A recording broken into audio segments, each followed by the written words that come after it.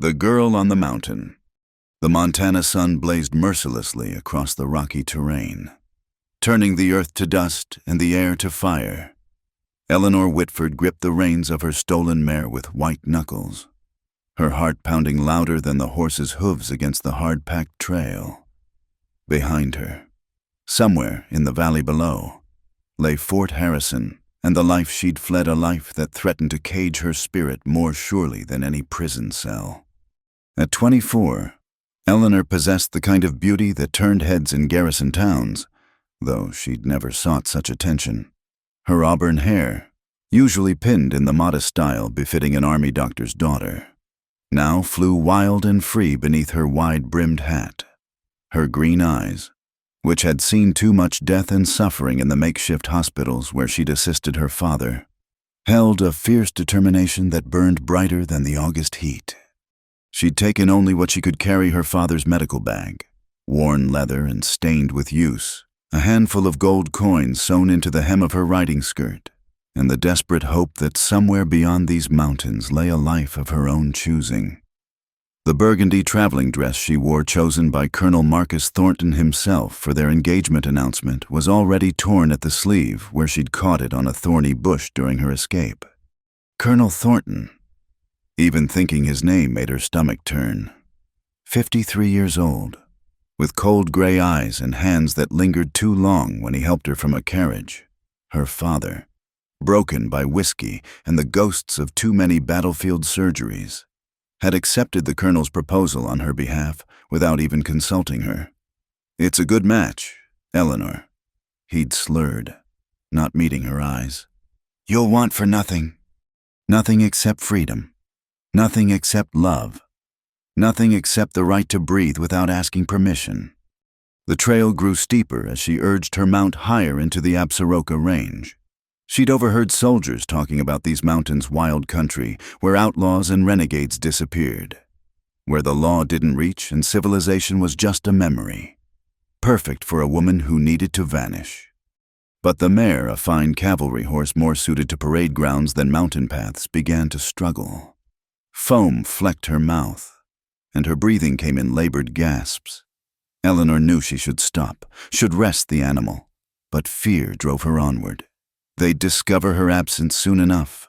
The colonel had men, trackers who could follow a ghost through a snowstorm. Her only chance was distance. The accident happened so quickly she barely had time to scream. One moment the mare was picking her way along a narrow ledge, the next, loose shale gave way beneath her hooves. The horse shrieked, scrambling for purchase, and Eleanor felt herself flying through the air as she was thrown from the saddle. She hit the rocky ground hard, pain exploding through her left shoulder like lightning. The world spun, dust and sky blurring together as she rolled down the slope, sharp stones tearing at her dress and skin. When she finally came to rest against a large boulder, she could taste blood in her mouth and feel the warm wetness spreading across her shoulder blade. The mare was gone, whether over the cliff or back down the mountain. Eleanor couldn't tell. She was alone, injured, with the sun beating down like a hammer on an anvil. When she tried to sit up, waves of dizziness forced her back down. Her medical training told her what she already suspected: the shoulder was dislocated, possibly worse. Blood loss would weaken her quickly in this heat. With trembling fingers, she reached for her father's medical bag, only to find it had been torn open during her fall. Bandages and instruments lay scattered among the rocks, most beyond her reach. She managed to grab a roll of gauze, pressing it against the worst of the bleeding, but her strength was fading fast. The irony wasn't lost on her. She'd helped her father treat hundreds of wounded soldiers, had held dying men's hands, and whispered comfort as they passed. Now she would die alone on a mountainside, her body perhaps never found, becoming just another mystery of the frontier. At least she'd die free. That was something. As consciousness began to slip away, Eleanor thought she heard hoofbeats. Delirium. Surely, the heat playing tricks on her mind. No one traveled these paths. No one except outlaws and ghosts and women with nowhere else to run. Her last coherent thought was of her mother, dead these 10 years from consumption. "Make your own way," my darling girl," she'd whispered from her deathbed. "Don't let them break you like they broke me." The sun continued its relentless assault as Eleanor Whitford closed her eyes, her blood seeping into the thirsty Montana earth. Somewhere in the distance, a hawk cried out lonely, defiant, "Free!" Then darkness claimed her, and she knew no more. The shadow that fell across her still form belonged to a man who'd been watching her struggle up the mountain for the past hour. He sat motionless on his mount, a creature as hard and weathered as the land itself. Considering the unconscious woman before him, Jesse Hale had come to these mountains to escape his own ghosts. The last thing he needed was someone else's trouble. But the blood pooling beneath her shoulder made the decision for him. Whatever else Jesse Hale might be, killer, deserter, man without a country, he wasn't the kind to leave a woman to die. Not again, never again. With a resigned sigh, he dismounted and approached the fallen stranger, already knowing that this moment would change everything. Some fates, he'd learned, couldn't be outrun. No matter how deep into the wilderness a man fled. The hidden man. Jesse Hale had learned long ago that the mountains kept their own counsel. They didn't judge a man for his past, didn't ask questions about the blood on his hands or the nightmares that woke him sweating in the dark. For 7 years, he'd made his home in an abandoned signal station high in the Absaroka Range, a relic from the Army's failed attempts to monitor the northern passes. The isolation suited him fine. At 33, Jesse carried himself with the controlled grace of a man who'd survived too much to fear death, but had lost too much to welcome life. His dark hair, longer than regulation would have allowed, fell past his collar. A week's worth of stubble shadowed a jaw that had once been clean-shaven every morning at reveille. His eyes gray as winter storm clouds held the 1,000-yard stare of a soldier who'd seen too many battles and found victory as bitter as defeat. The woman's weight felt insubstantial in his arms as he lifted her from the blood-stained rocks. Her skin burned with fever from the sun, and her shoulder sat at an unnatural angle that made him wince in sympathy. He'd seen enough battlefield injuries to recognize a dislocation, maybe worse. The blood worried him more, too much of it soaking through her torn dress. His horse, a sturdy mountain mustang he'd caught and gentled himself, stood steady as Jesse carefully positioned the unconscious woman across the saddle. She moaned softly but didn't wake. Better that way.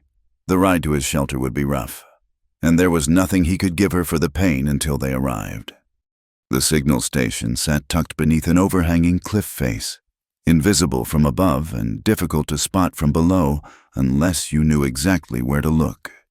Jesse had spent his first winter here improving the natural defenses, building up the walls with fitted stones and camouflaging the entrance with brush. What had once been a bare military outpost was now a functional, if Spartanly appointed, home. Inside, he laid the woman on his narrow cot, the first person besides himself to enter this space since he'd claimed it. In the filtered light from the single window, he could see her more clearly. Auburn hair matted with blood and dust, fine features that spoke of education and breeding, though her hands showed calluses that suggested she wasn't afraid of work, the remains of an expensive dress that had seen better days even before her fall. A runaway, most likely. Jesse had seen enough of them passing through the territories, women fleeing bad marriages, bad debts, bad circumstances. This one had the look of quality about her. Though, someone would come looking. They always did when money or reputation was involved. He should have left her where he found her. Should have minded his own business like he'd sworn to do after. No, he wouldn't think about that now. Working with practiced efficiency. Jesse cut away the ruined fabric around her shoulder. The wound was deep but clean, probably from catching on a sharp rock during her fall. He cleaned it with whiskey from his private stock, grateful she remained unconscious for that particular agony. The shoulder was definitely dislocated, and he debated whether to reset it now or wait until she woke. The memory decided for him. Sarah's voice, weak with pain and blood loss. "Please, Jesse, make it stop hurting." But he'd been too late then. Always too late.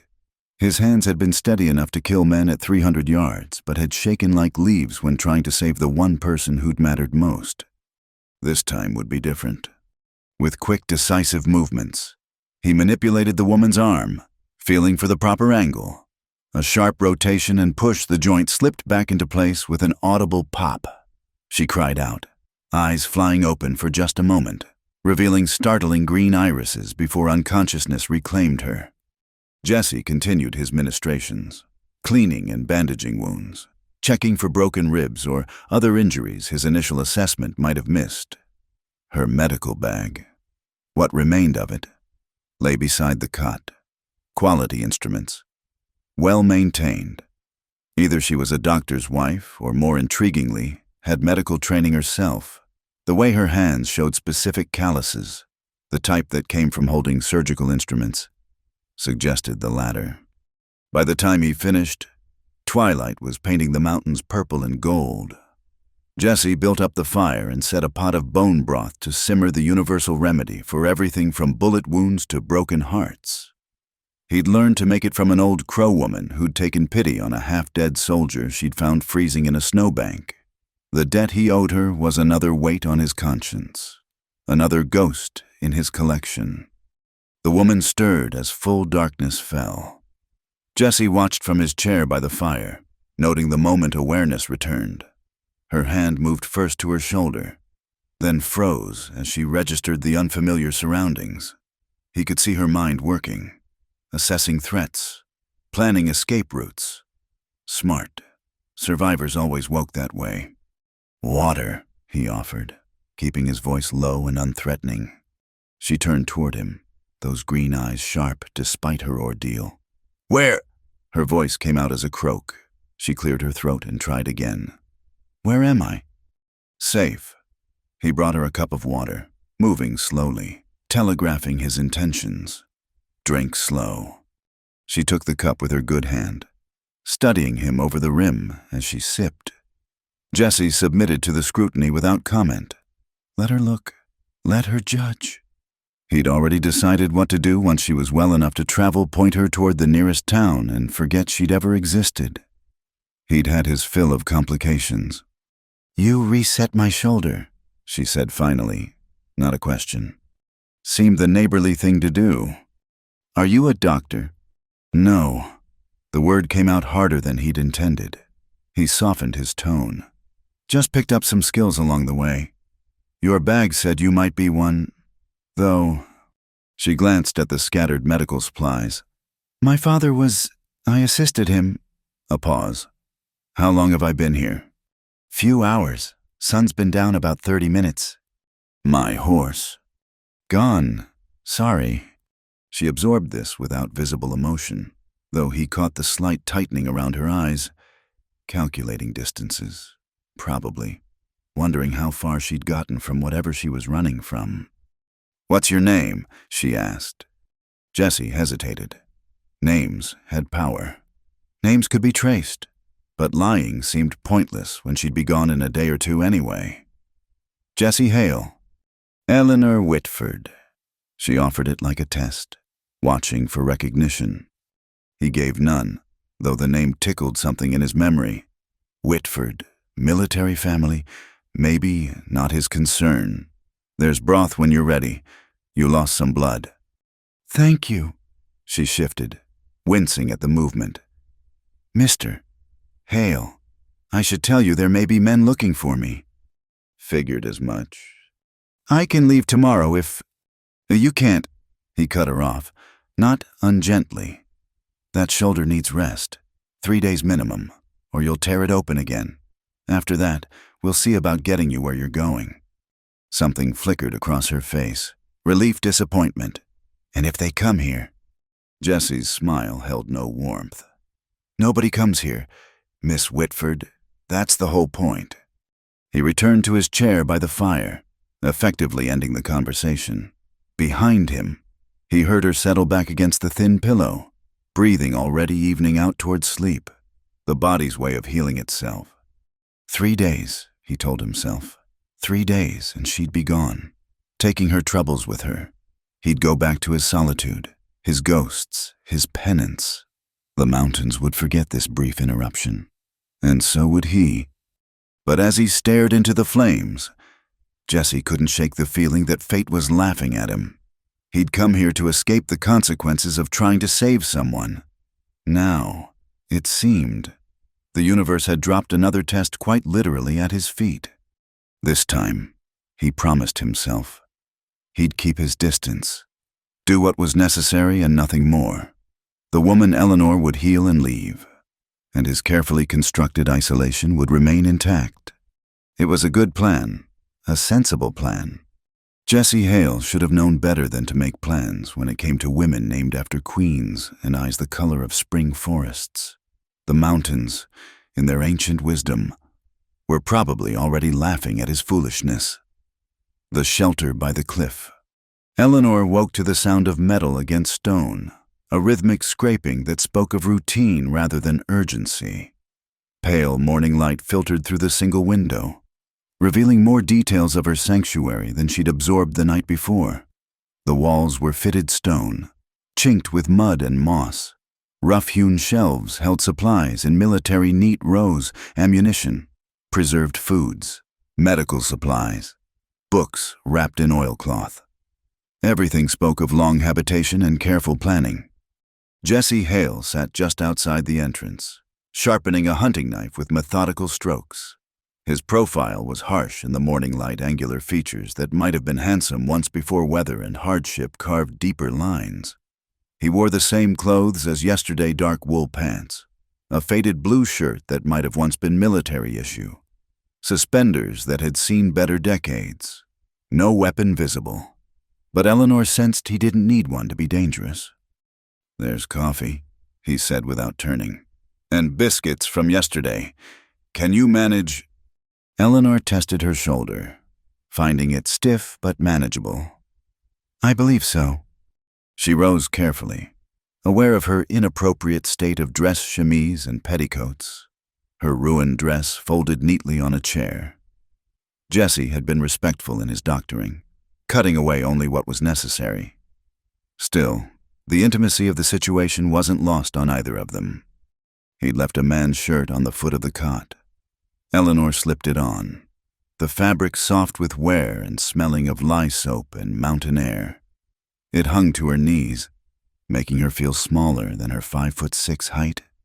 The coffee was strong enough to strip paint, but Eleanor drank it gratefully. The biscuits were hard as stones until she followed Jesse's example and dunked them. They ate in silence, the only sounds the whisper of wind through pine needles and the distant cry of a hawk. "You're not curious," Eleanor finally said. "Most men would have questions." Jesse's knife never paused in its rhythm. Questions lead to answers. Answers lead to involvement. I'm not looking for either. Yet you saved me. Would have done the same for a wounded deer. And then eaten it for supper. That earned her a glance, and she caught what might have been amusement in his gray eyes. Depends on how tough the meat looked. Despite everything, Eleanor found herself almost smiling. "I suppose I should be grateful you didn't test that theory." He stood abruptly, sheathing the knife. "I need to check my trap lines. You should rest. There's water in the pitcher, food in the covered pot. Don't go outside." "Am I a prisoner then?" Jesse paused at the threshold. "No, Miss Whitford. You're an injured woman on a mountain full of ways to die. The cliff edge is 30 feet that way." He pointed left. "And there's a bear den about a quarter-mile north. Mountain cats hunt these ridges. So when I say don't go outside, I'm trying to keep you alive, not cage you." Heat rose in Eleanor's cheeks. "I apologize. It's just—" "You're used to cages. I understand." His voice held no judgment, only statement of fact. "But I'm not your keeper. Soon as you're healed, you go your way. I go mine." After he left, Eleanor explored her temporary refuge. The signal station was larger than it first appeared, with the main room and a smaller alcove that served as storage. Jesse's personal effects were minimal: a few changes of clothes, a Bible with a bullet hole through it, a single daguerreotype wrapped in leather that she didn't feel right examining. The book surprised her. Military tactics, yes, but also poetry. Wordsworth, Whitman, even some Emerson. A well-thumbed copy of The Last of the Mohicans sat beside medical texts that would have challenged her father, whoever Jessie Hale was. He wasn't simply an ignorant mountain recluse. She was studying a map of the territories tacked to the wall when footsteps made her turn. Jessie entered carrying 2 rabbits, already cleaned and ready for cooking. "Planning your escape route." He hung the game from a hook near the fire. "Trying to understand where I am." "Signal Station 7, officially, though I doubt it's on any current military maps." He moved to the fire, adding wood with economical movements. "About 60 miles from the nearest town, if you're wondering. Twice that to any place big enough to have law." The implications hung between them. They were utterly alone, days from help. She was entirely at his mercy. The thought should have terrified her. Instead, Eleanor found herself oddly calm. Jessie Hale might be dangerous, but not to her. She'd learned to read men's intentions in her father's military hospitals, where too many soldiers saw nurses as conveniences. This man looked at her with less interest than he'd shown the rabbits.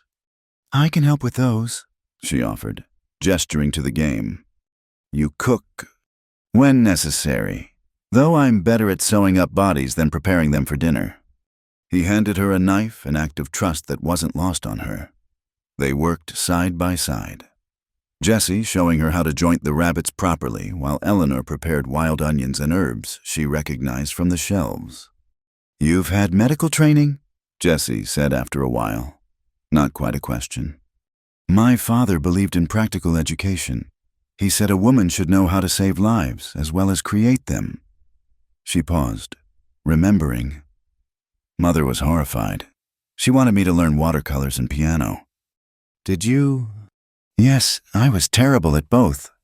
That almost smile flickered across his face again. "What happened to your mother?" "Consumption, 10 years ago." Eleanor focused on her knife work. "Father was never the same. Threw himself into his work. Started drinking more. Started making decisions he thought were best for me without asking what I wanted." Jessie absorbed this without comment. They continued preparing the meal in companionable silence. Eleanor found herself relaxing in a way she hadn't in months. There was something liberating about being with someone who expected nothing from her, no social graces, no feminine wiles, no predetermined role to play. As the rabbits roasted over the fire, Jessie surprised her by pulling out a small wooden flute. The melody he played was haunting, beautiful in old Irish air her mother had once sung. Eleanor closed her eyes, letting the music wash over her, feeling truly safe for the first time since her mother's death. "That was lovely," she said when the last note faded. Jessie studied the instrument. "Learned it from a chaplain at Fort Laramie. He said music could heal what medicine couldn't reach." His expression darkened. He was wrong about that. Eleanor sensed a door closing and didn't pursue it. They ate their simple meal as the sun tracked across the sky. Conversation sporadic but not uncomfortable. As evening approached, Jessie built up the fire and settled in his chair with one of his books. Mr. Hale," Eleanor began, then stopped. How did one properly address the man who'd saved your life but wanted nothing to do with you? "Jessie," he corrected without looking up. "We're sharing a roof and rabbit stew. Seems foolish to stand on ceremony." "Jessie!" The name felt strange on her tongue. "That knife on the table this morning, you said if I wanted to kill you—" He did look up then, marking his place with one finger. "You were afraid. Waking up in a strange place with a strange man. Seemed fair to even the odds. Most men wouldn't think that way." "I'm not most men, Eleanor." Her name in his rough voice sent an unexpected shiver down her spine. "And you're not most women. Running alone into these mountains takes either desperation or courage.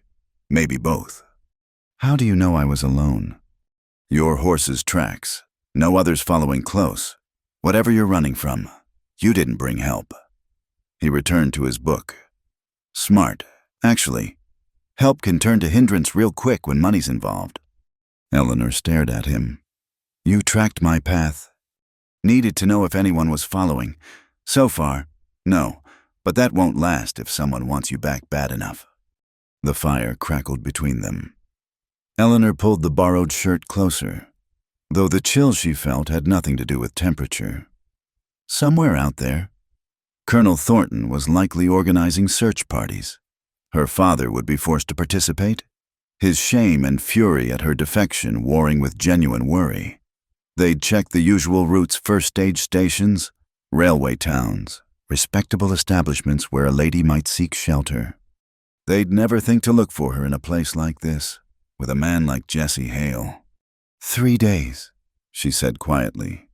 You said 3 days and then I could travel. If you don't tear the shoulder open again, if infection doesn't set in, if the weather holds. Jesse turned a page. Lot of ifs in these mountains. But you want me gone? He was quiet so long she thought he wouldn't answer. Finally, what I want stopped mattering a long time ago. You'll leave when you're ready to leave. Until then, we coexist. That's all.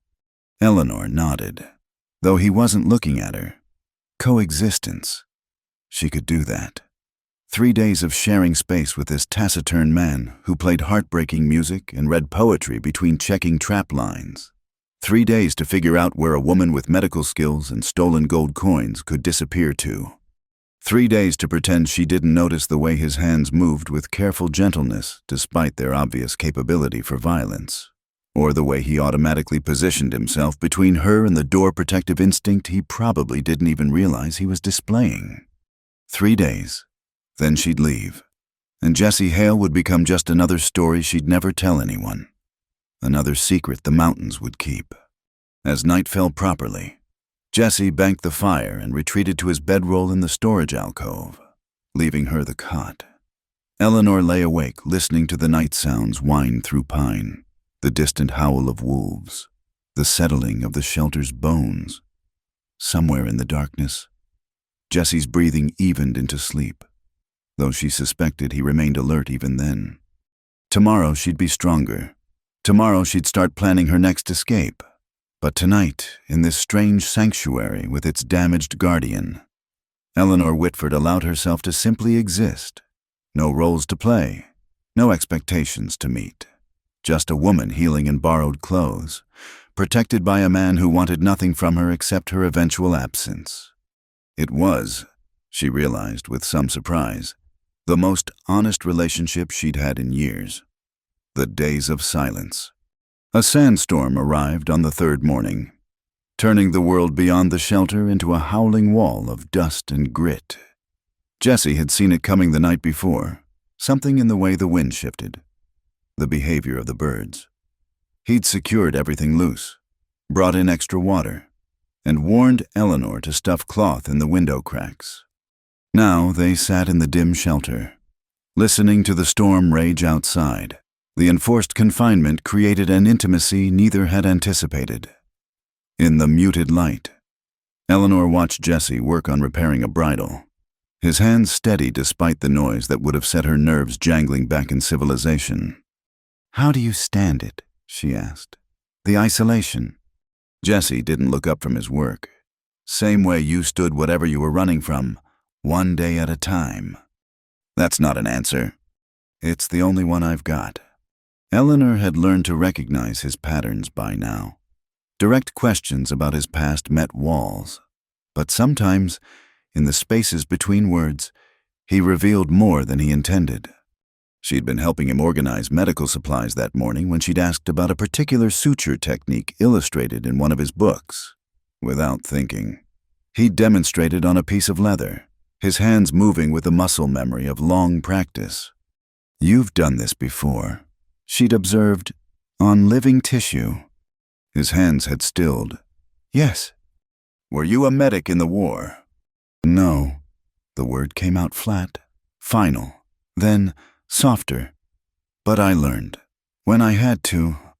The storm intensified through the afternoon. Jesse taught her practical skills to pass the time, how to read weather signs, which plants could heal and which could kill, how to find water in dry country. Eleanor absorbed it all with the focused intensity she'd once applied to her father's medical texts. "You learn quick," he said, watching her practice tying various knots. "I had to. Father's assistance never lasted long. Frontier medicine isn't for the faint of heart. Neither is frontier living." "Is that what this is, living?" The question slipped out before she could stop it. Jessie's gray eyes found hers across the dim space. "It's surviving. Sometimes that's enough." "Is it?" He turned back to his work without answering.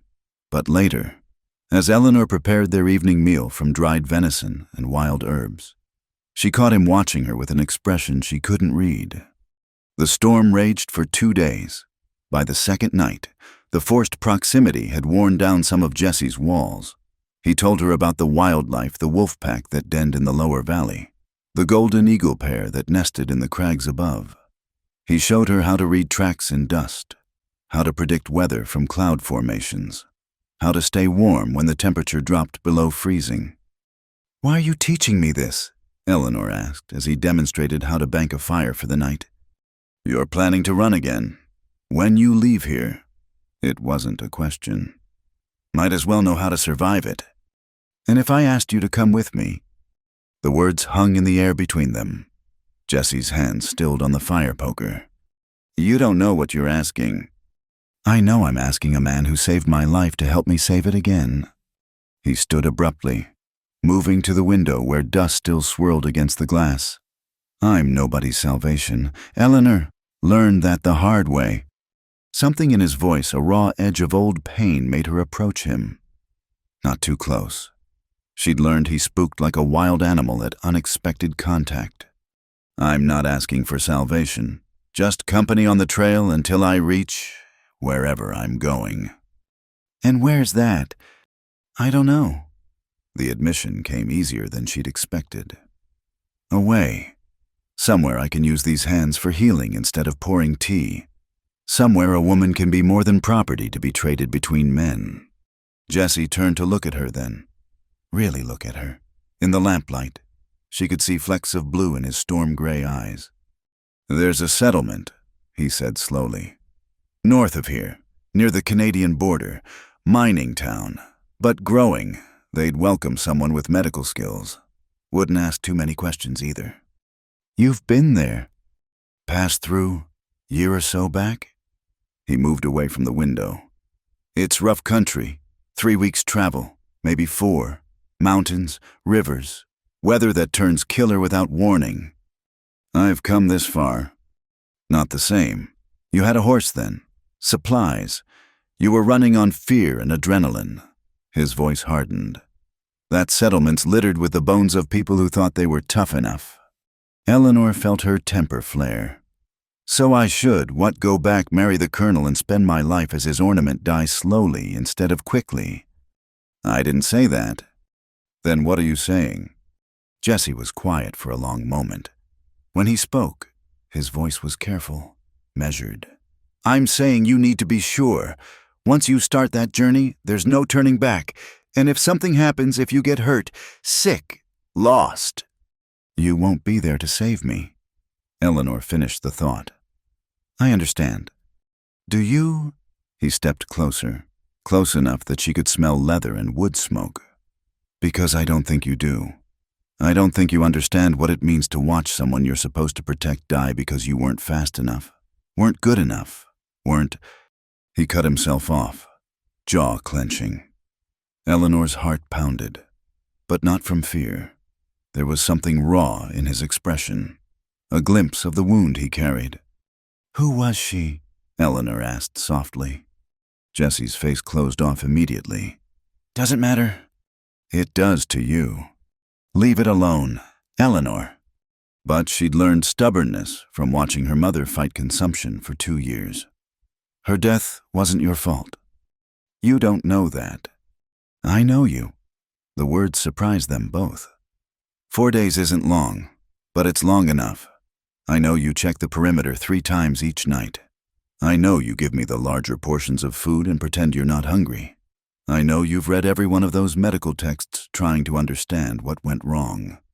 Jesse's hands clenched at his sides. Stop! I know you play that flute when the memories get too loud. And I know that whoever she was lucky to have someone who cared enough to carry this much guilt. Stop! The word came out harsh, desperate. Eleanor did stop, recognizing the edge they balanced on. Push too hard and he'd retreat entirely. But something had shifted between them in these storm-locked days. The careful distance he'd maintained was fraying. I'm sorry, she said. I shouldn't have. Sarah. The name fell between them like a stone into still water. Her name was Sarah. Eleanor waited, barely breathing. My sister, Jesse continued, voice rough, followed me west after the war. Said she wanted adventure. His laugh held no humor. I gave her that. All right. Apaches hit our wagon train in Arizona territory. I was out scouting, too far away when the attack came. By the time I got back, he didn't finish, didn't need to. Jessie? She lived for 3 hours. 3 hours of agony while I tried every damn thing I'd learned in 4 years of war. Held her hand while she begged me to make it stop. His eyes found Eleanor's, and the pain there was devastating. So no, I won't watch another woman die because of my failures. You want to run north, run, but you run alone. The storm chose that moment to break. Sudden silence falling over the shelter. In the ringing quiet, Eleanor made a decision that would have horrified her proper mother. She crossed the space between them and took Jesse's face in her hands. He flinched, but didn't pull away. Listen to me, she said firmly. Sarah's death was not your failure. It was tragedy, terrible and unfair, but not your fault. You don't. I do know, because I've held dying men's hands too. I've watched them slip away despite everything I tried. We're not gods. Jesse, we're just people doing our best with impossible situations. His eyes closed, and for a moment she thought he might break. Then his hands came up to cover hers, calloused and warm. You should be afraid of me, he said roughly.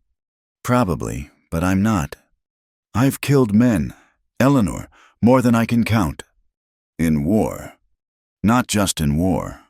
She studied his face, seeing the self-loathing etched in every line. Were they good killings? That surprised him into opening his eyes. What? My father used to say there were good killings and bad killings. Good ones protected innocent people. Bad ones served greed or cruelty. Which were yours? Jesse stared at her for a long moment. How can you ask that so calmly?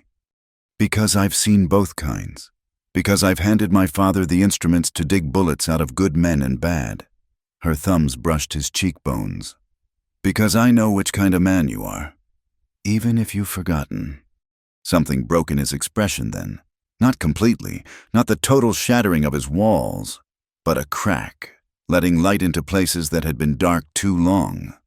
Eleanor, he said, and her name sounded like a prayer or a curse.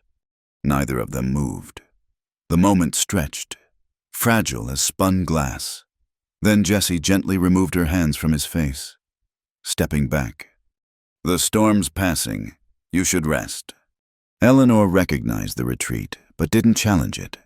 Seeds planted in storm-tossed soil sometimes grew the strongest.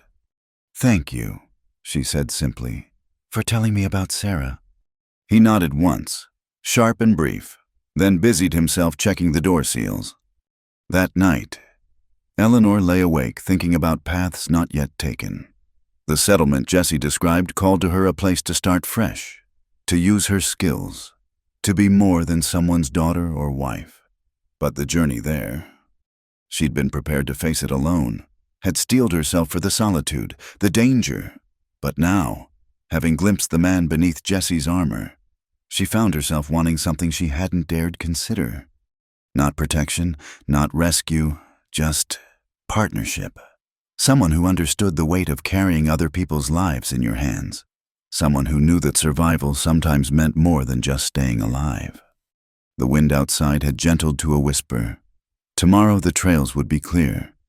Tomorrow she'd have to make choices that would shape whatever life waited beyond these mountains. But tonight, in a shelter carved from stone and solitude. Eleanor Whitford allowed herself to hope for something more than mere escape. And, in the darkness of the storage alcove, Jessie Hale lay awake fighting the same dangerous hope. "Don't stop! I can't breathe!" The nightmare came in the depths of night, as they always did. But this time, Eleanor's dreams tangled with memory and fear into something more visceral than usual. She was back in the Colonel's study, the smell of cigar smoke and brandy thick in the air. Her father swayed beside Thornton's desk, signing papers with an unsteady hand. The Colonel's gray eyes tracked her like a wolf studying prey. "She'll make a fine wife," Thornton said, though he spoke about her as if she weren't standing right there. "Young enough to train properly, old enough to know her duty." The walls began closing in. Eleanor tried to speak, to protest, but her voice wouldn't come. Her throat constricted as invisible hands tightened around it. The Colonel's face morphed into something predatory, reaching for her with hands that had touched too many unwilling women before her. She couldn't breathe. The air turned thick as molasses, her lungs burning. Her father's face swam before her, disappointed and distant. "It's for your own good. Eleanor, a woman needs protection." The study became a cage, bars sprouting from the floor. She clawed at her throat, desperate for air, for freedom, for... "Eleanor, Eleanor." Jessie's voice cut through the nightmare like a blade. She came awake gasping, choking on nothing. Her hands at her throat, the shelter spun around her, and for a terrifying moment, she couldn't tell where dream ended and reality began. "Can't," she wheezed, panic making her chest seize. "Can't breathe." Strong arms wrapped around her from behind, pulling her back against a solid chest. Jessie's voice rumbled through her, low and steady. "Yes, you can. Listen to me breathe. Feel it." He took a deep breath, his chest expanding against her back. "In through your nose, out through your mouth. With me now." But the panic had its claws in deep. Eleanor's breathing came in short, desperate gasps, each one shallower than the last. Black spots danced at the edges of her vision. "Please," she managed between gulps of air. "Don't stop. I can't breathe." Jessie's arms tightened, not constraining, but grounding. One of his hands came up to rest flat against her chest, right over her racing heart. "I won't stop," he promised, his breath warm against her ear. "I'm right here. I'll protect you. But you need to breathe with me. Eleanor, trust me." Trust. Such a fragile word, but in her oxygen-starved panic, Eleanor found herself clinging to his steady presence. She forced herself to focus on the rise and fall of his chest, the calm rhythm he maintained despite her trembling. "That's it," he murmured as she managed one deeper breath. "Good. Another. Sarah used to get these after bad dreams. You're doing fine." Gradually, painfully, Eleanor's breathing began to sync with his. The black spots receded. The vice around her chest loosened. But with the return of air came embarrassment at her display. "I'm sorry," she whispered, still leaning against him. "I don't usually—" Nothing to apologize for. His voice remained calm, soothing. "Dreams have power in the dark. We all fight them differently. Even you." A pause. "Especially me." Eleanor became aware of their position, her back pressed to his chest, his arms still wrapped around her, his hand over her heart. She should move away. Propriety demanded it, but propriety had never kept her safe the way this damaged man's presence did. "What were you dreaming?" Jessie asked quietly. "The Colonel, my father, the life they'd planned for me." She shuddered. "Cages come in many forms." "Yes," he agreed simply. "They do." They sat in silence, breathing together. Eleanor felt the rapid beat of her heart gradually slow under his palm. Neither of them acknowledged the intimacy of their position, as if speaking of it might break whatever spell kept the nightmares at bay. "When Sarah had these spells," Jessie said eventually, I'd tell her stories about places we'd go when things got better. California's goldfields, Oregon's forests, places where nobody knew our names or our history. Did it help? Sometimes. Sometimes she just needed to know she wasn't alone in the dark. Eleanor turned her head slightly, able to see his profile in the dim light from the banked fire. Is that why you stay out here, to be alone in the dark? Seemed safer that way, for everyone. But not for you. He was quiet so long she thought he wouldn't answer. Then, a man can get used to anything if he has to, even his own ghosts. Eleanor shifted, turning in his arms until she faced him. This close. She could see the pain he carried like a physical weight. Without thinking, she reached up to touch his face, feeling the roughness of stubble under her palm. "You saved me," she said softly. "Let me return the favor, just for tonight."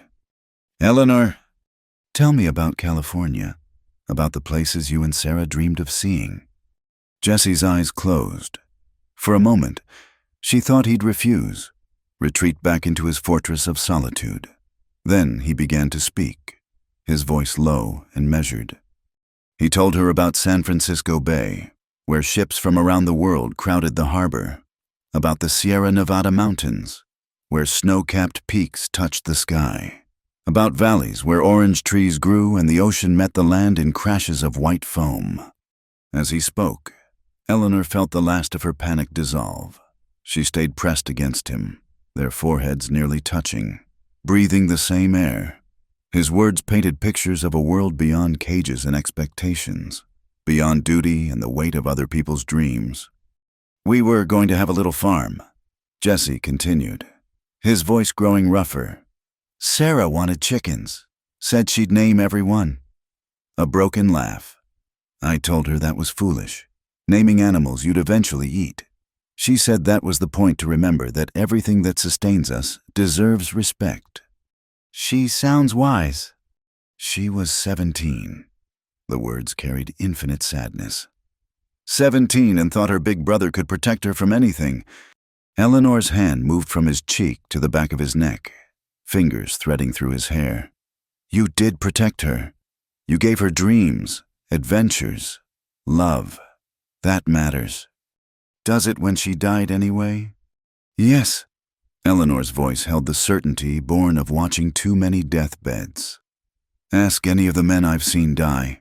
The ones who went peacefully were the ones who knew they'd been loved. Sarah knew that. I'd stake my life on it." Jesse's control finally cracked, not in sobs or dramatic gestures, but in the silent fall of tears he'd probably held back for years. Eleanor pulled him closer, cradling his head against her shoulder, feeling the tremors run through his strong frame. "I've got you," she whispered, echoing his earlier words. "I won't let go." They held each other in the darkness, two broken souls finding solace in shared pain. Eleanor stroked his hair while he grieved, feeling the wetness of his tears through her borrowed shirt. She'd comforted dying soldiers, held their hands as they passed, but this felt different, more personal, more dangerous to her carefully guarded heart. When Jesse finally pulled back, his eyes were red but clearer than she'd seen them. "Eleanor," he began, voice wrecked. "Shh." She pressed a finger to his lips. "No apologies, no retreating, not tonight."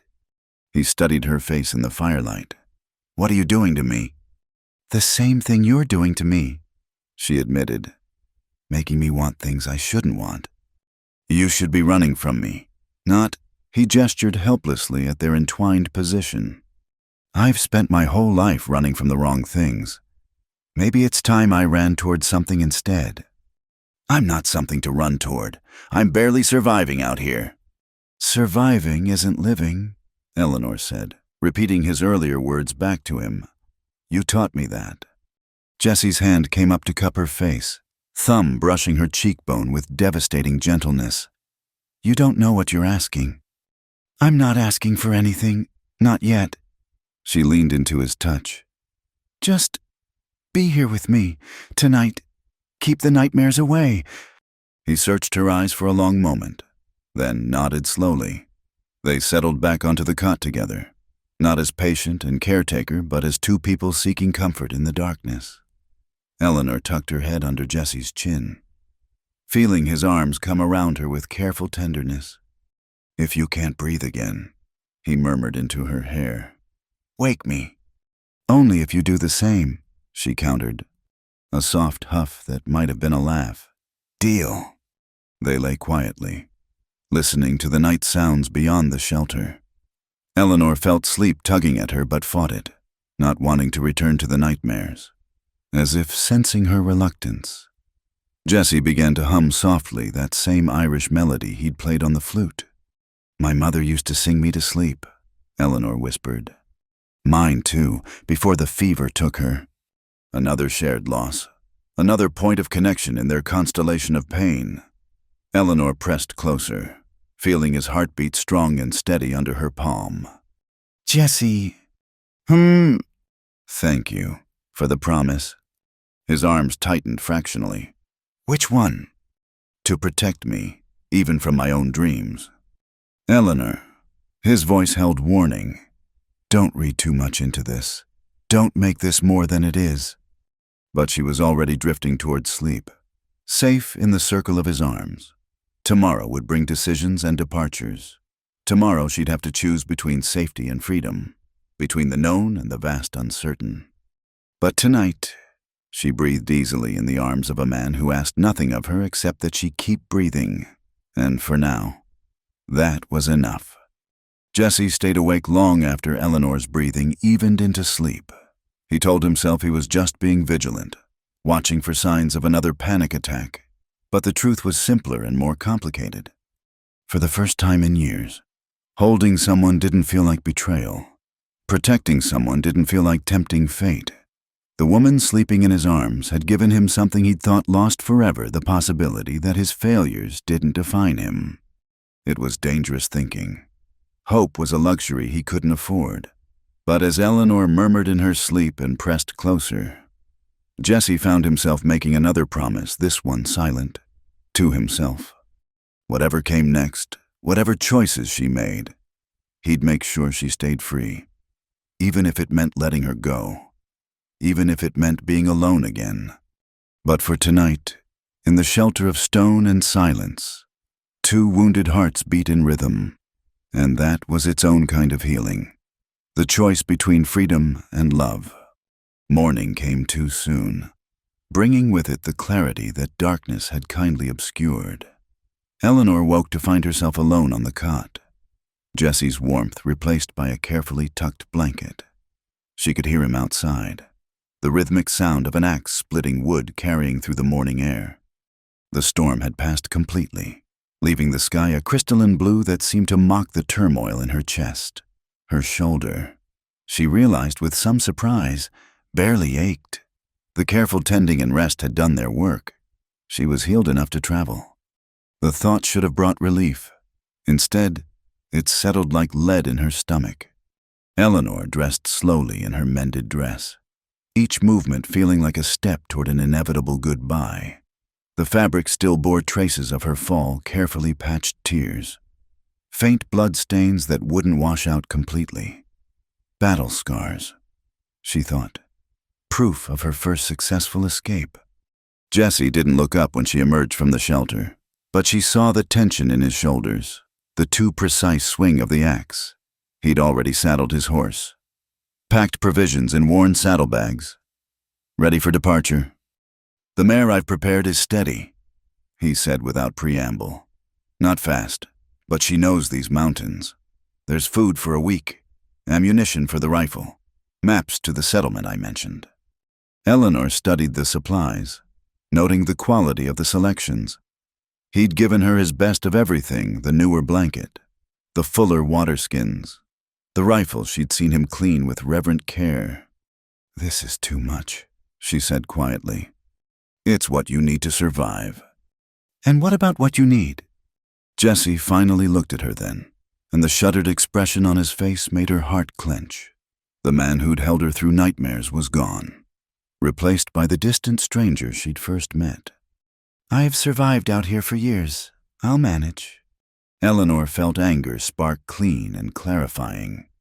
So, that's it. You patch me up, fill my saddlebags, and send me on my way like nothing happened. What happened was a moment of weakness. For both of us. His voice carried forced indifference. You needed comfort. I provided it. Don't make it more than it was. The word stung like a slap. Eleanor stepped closer, saw him tense. Look me in the eye and tell me that's all it was. Jesse's jaw clenched. He met her gaze squarely. That's all it was. But his eyes, those storm-gray eyes that had looked at her with such tenderness, betrayed him. Eleanor saw the lie written in every line of his face, in the white-knuckled grip on the axe handle. You're a coward, she said softly. Something flashed in his expression, hurt, anger, agreement. Yes, I am. And you're naive if you think I'm anything else. I don't think you're a coward for being afraid. I think you're a coward for choosing fear over possibility. Jesse set the axe aside with careful precision. What possibility? Eleanor, you want me to come with you, play protector while you build your new life. And then what you think a woman of your breeding, your education, is going to be satisfied with a broken-down soldier who talks to ghosts.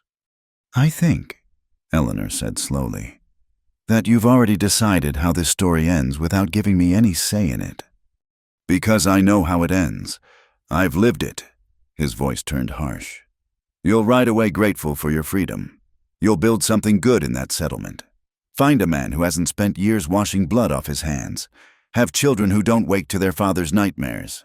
That's your possibility. Eleanor, take it. And if I don't want that life, if I want... What this?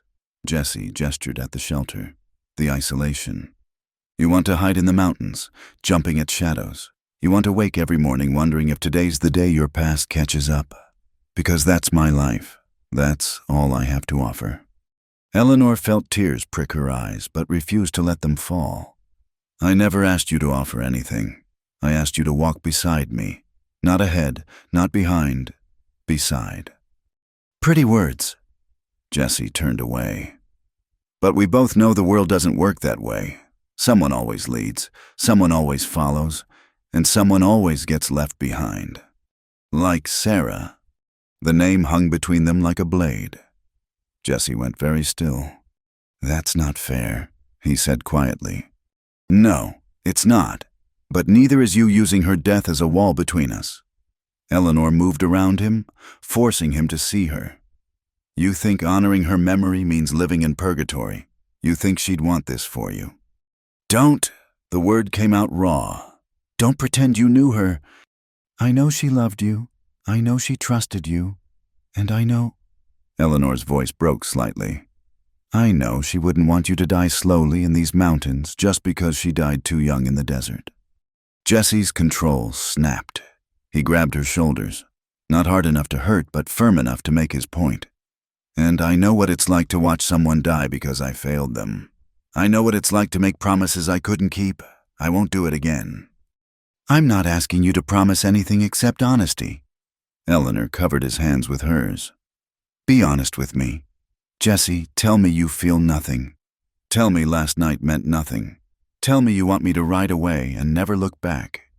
They stood frozen, breaths mingling in the cool morning air.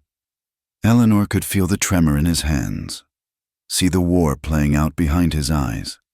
I want, he started, then stopped. Tried again. I want you safe. That means away from me. That's not what I asked.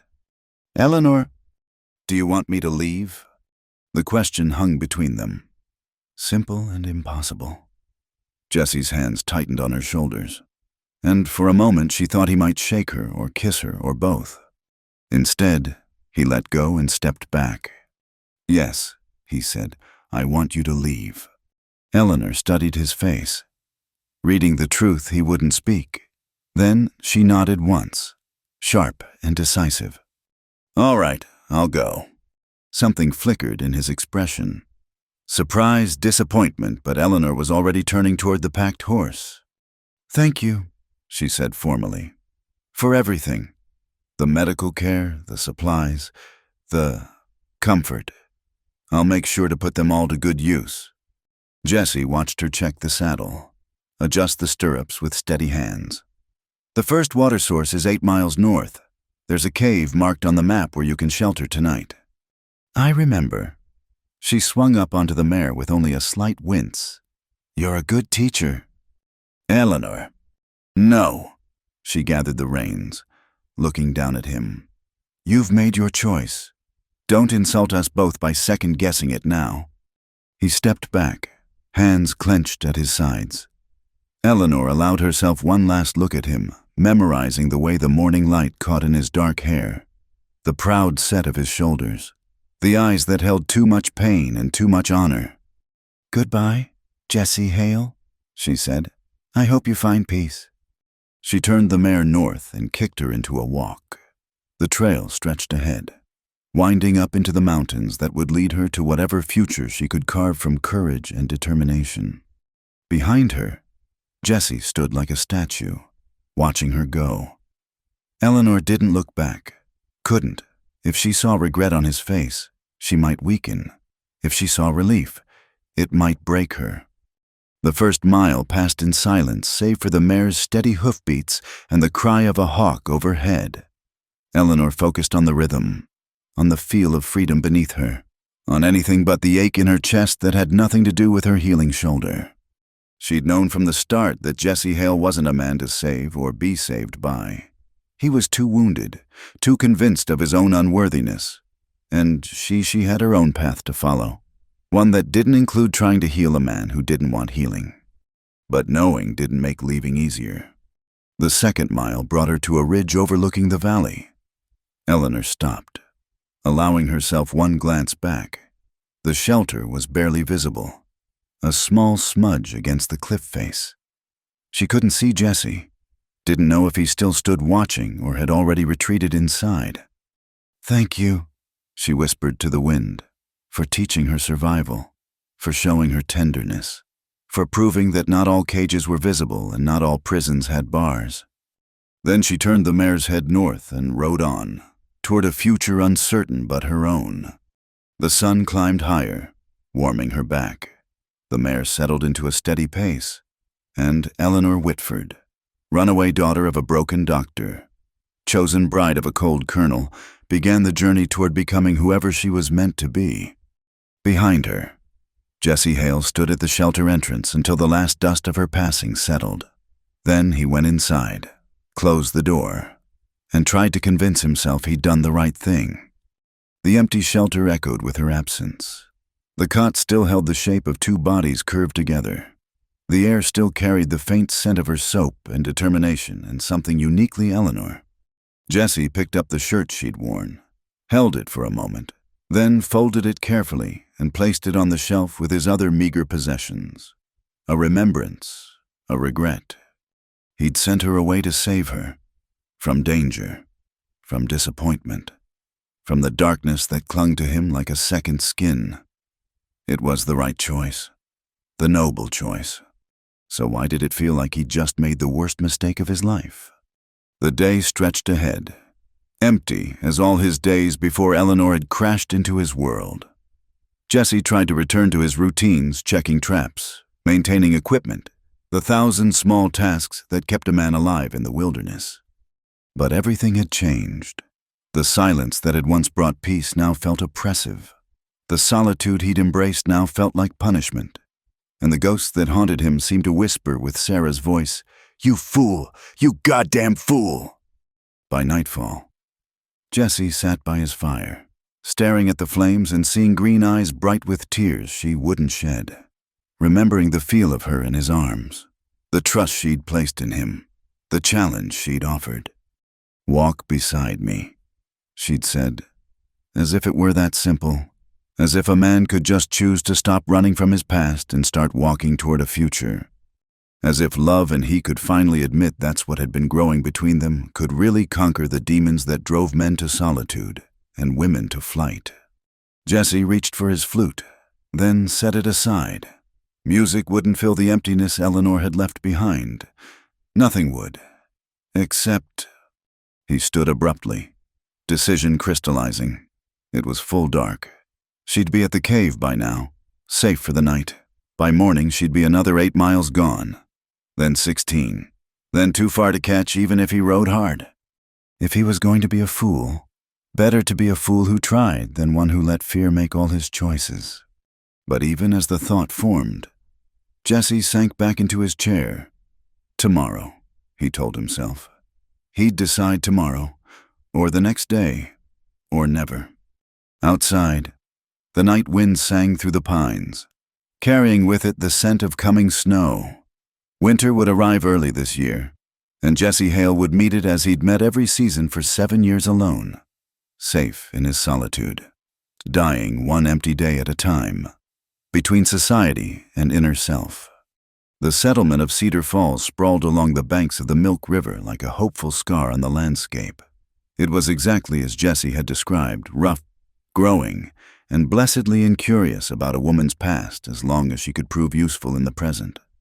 Eleanor had arrived 3 weeks after leaving the mountain shelter, trail-worn but determined. The journey had tested every skill Jesse taught her, from reading weather signs to finding water in dry country. Each night, she'd made camp according to his instructions, built fires the way he'd shown her, and tried not to think about gray eyes and broken promises. Now, 2 months later, she'd carved out a place for herself in this frontier town. The abandoned boarding house she'd converted into a makeshift clinic saw a steady stream of patients miners with crushed fingers, ranch wives with difficult pregnancies, children with fevers their parents couldn't break, her father's medical bag, salvaged and repaired, served her well.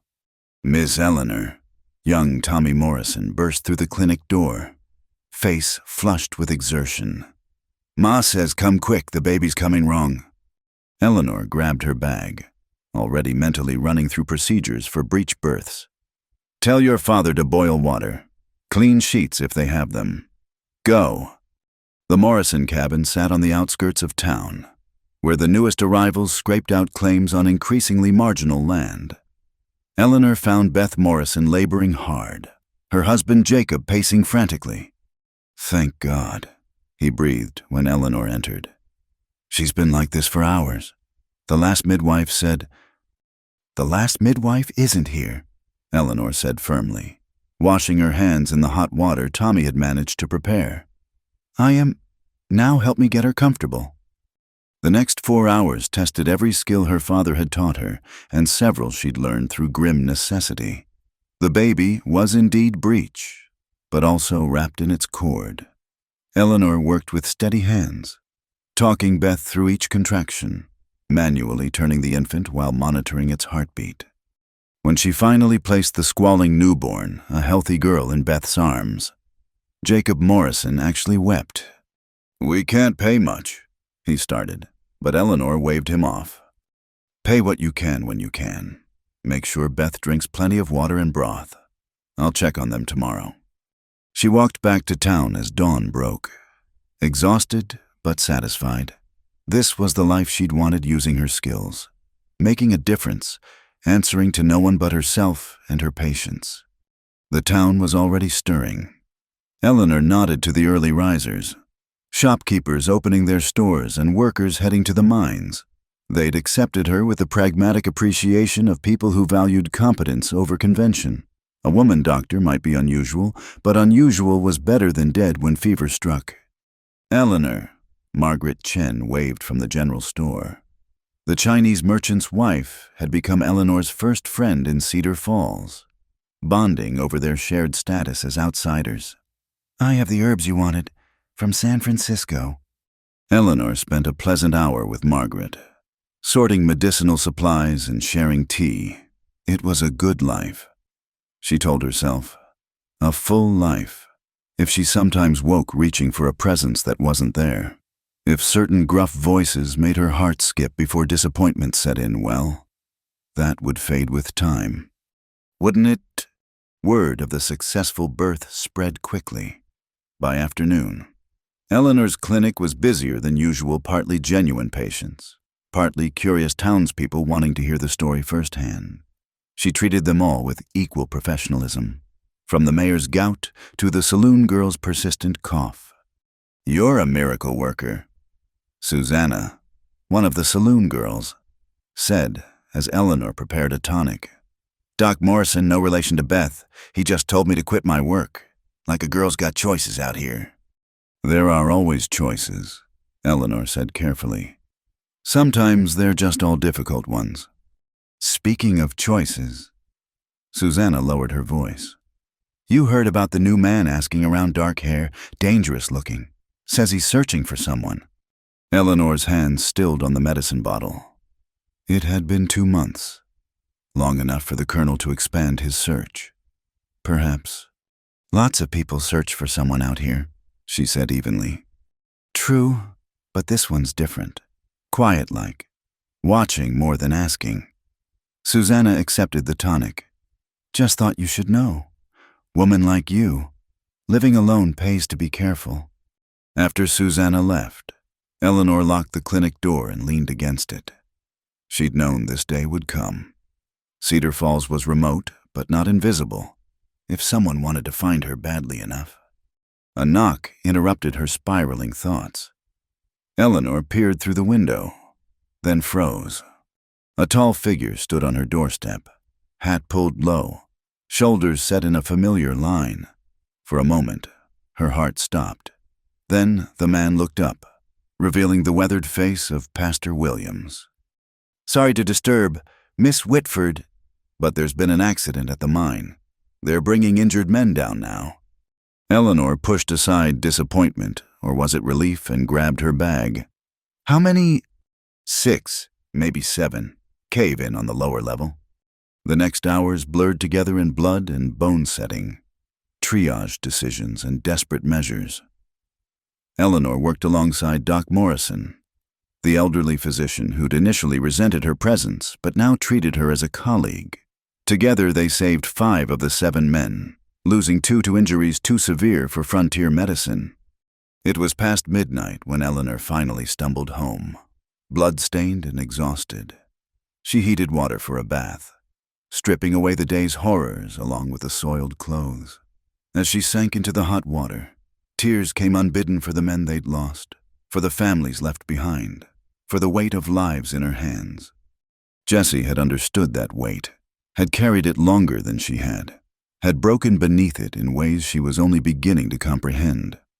She wondered if he still played his flute in the evening, if he'd repaired the damage her brief presence had caused to his orderly isolation, if he ever thought of her the way she thought of him at unexpected moments, with a combination of gratitude and grief that left her breathless. A sound outside made her tense. Bootsteps on her porch, too heavy for a patient, too deliberate for a casual visitor. Eleanor rose from the bath, wrapping herself in a robe and grabbing the pistol Jessie had made sure she knew how to use. "Who's there?" she called through the door. Silence. Then, so quiet she almost missed it. A ghost, maybe, or a fool, probably both. The pistol slipped from suddenly nerveless fingers.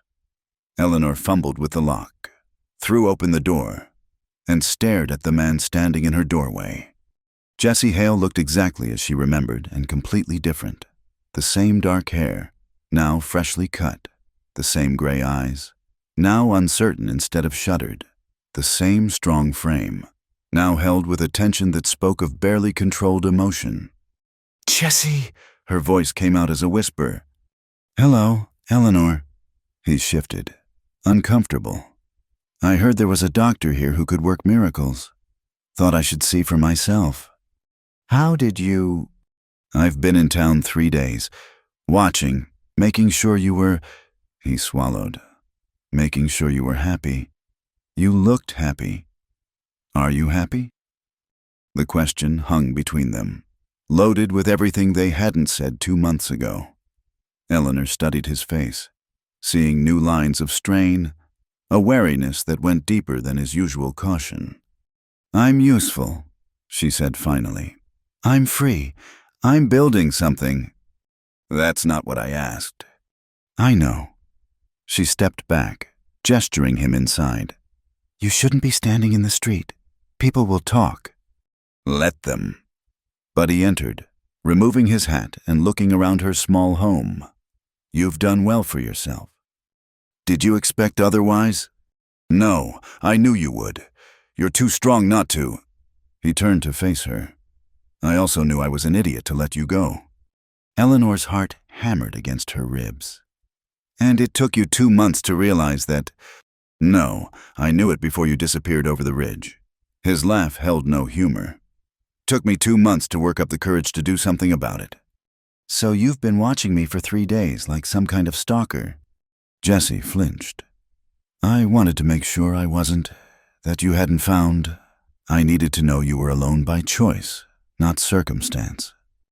"And if I wasn't alone, then I'd have left, disappeared back to my mountain and tried to be glad for you."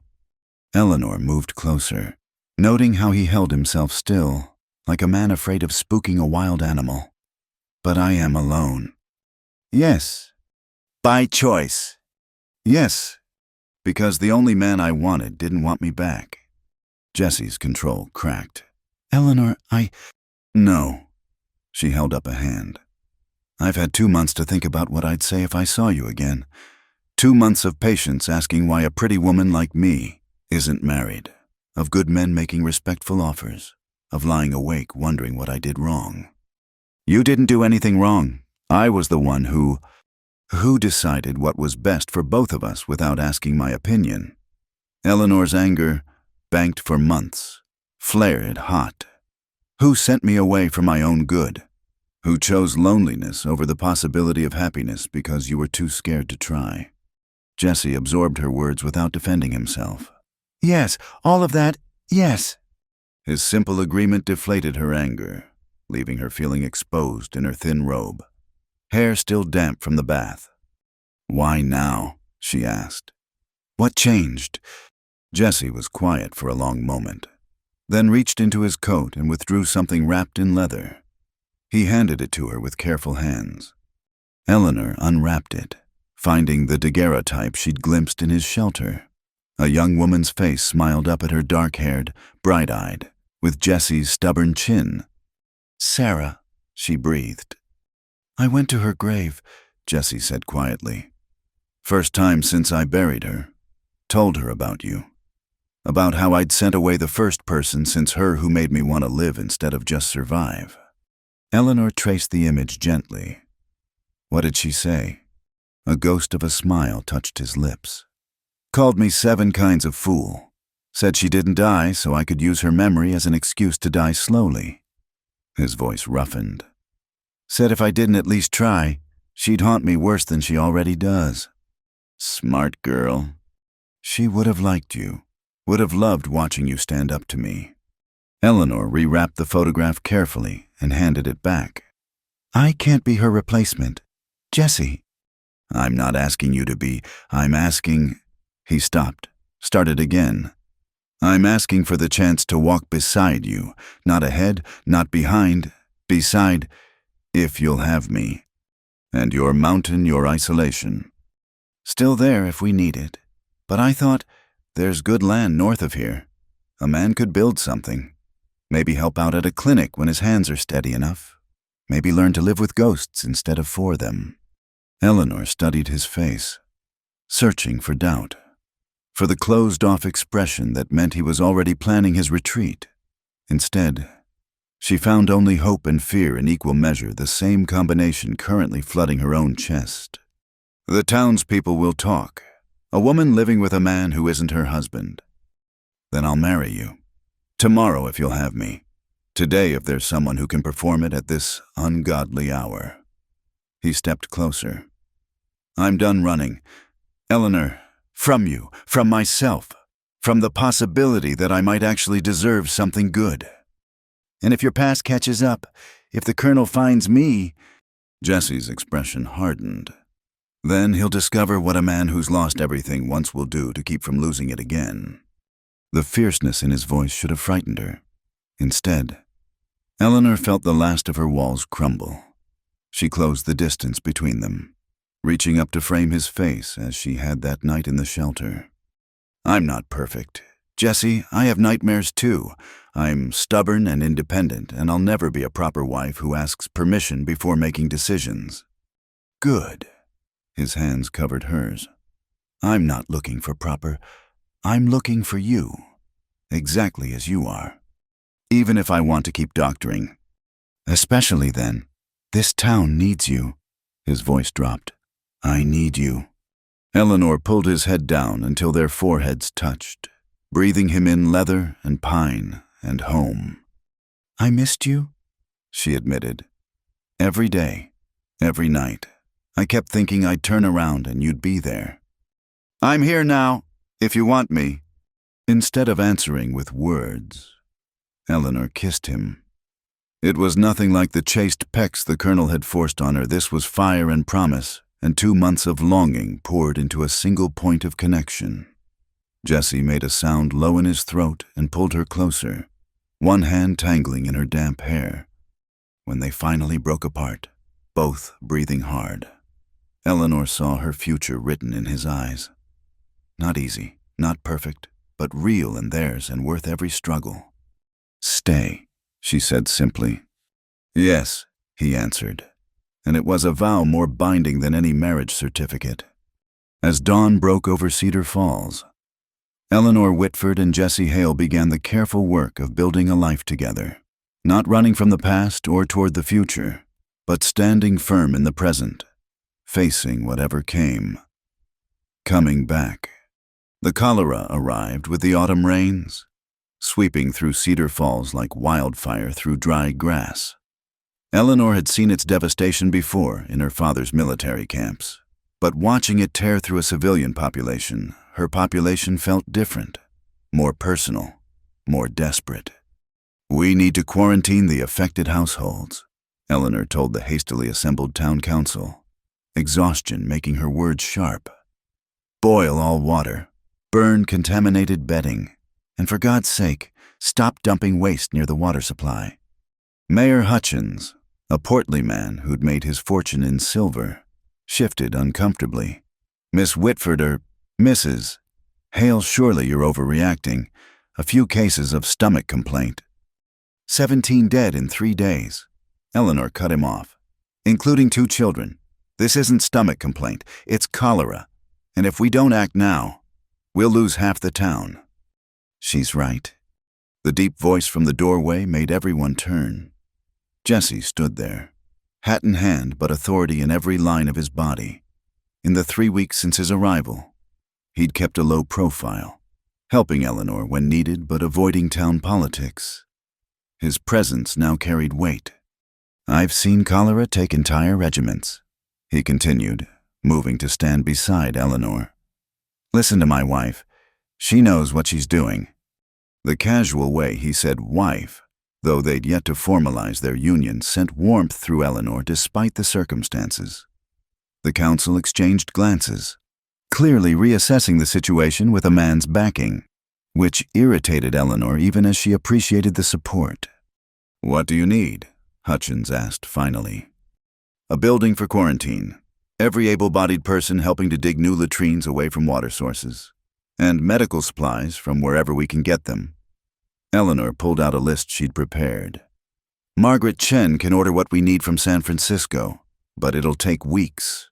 We need to make do until then. The meeting dissolved into action.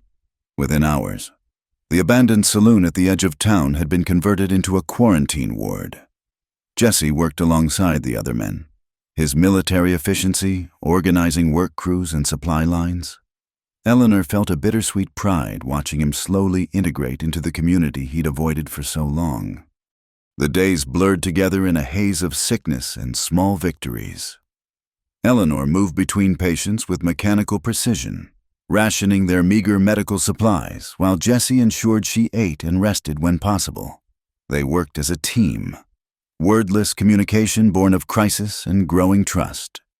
On the 5th day, young Tommy Morrison, the same boy who'd fetched Eleanor for his mother's birthing, fell ill. Eleanor found his father carrying him to the quarantine ward, both parents white-faced with terror. Not my boy, Beth Morrison whispered, clutching the baby Eleanor had delivered months ago. Please, not my boy, Eleanor examined Tommy quickly, her heart sinking at the telltale signs, but the boy's eyes, though glassy with fever, still held fight. "He's strong," she told the parents, "and we caught it early. Jesse will help you get him settled." She watched Jesse gently take the boy from his father's arms, speaking low reassurances. The man who'd once isolated himself from all human connection now moved through the ward with compassionate efficiency, bringing water to the sick, changing bedding, holding hands when the end came. "You've changed him," Margaret Chen observed, working beside Eleanor to prepare rehydration salts. "He smiles now. Not often, but sometimes." "He's changed himself," Eleanor corrected, though she knew Margaret was partly right. They'd changed each other. Two damaged souls learning to heal through service to others. The crisis deepened as supplies dwindled. Eleanor found herself making impossible choices who got the last of the laudanum, which patients might survive without intervention, which were beyond help. She understood now why her father had turned to whiskey, though she fought the urge to numb herself similarly. Late one night, she found Jesse sitting beside Tommy Morrison's bed, playing soft melodies on his flute. The boy's fever had broken that afternoon, but recovery remained uncertain. "Sarah loved that song," Jesse said quietly when Eleanor sat beside him.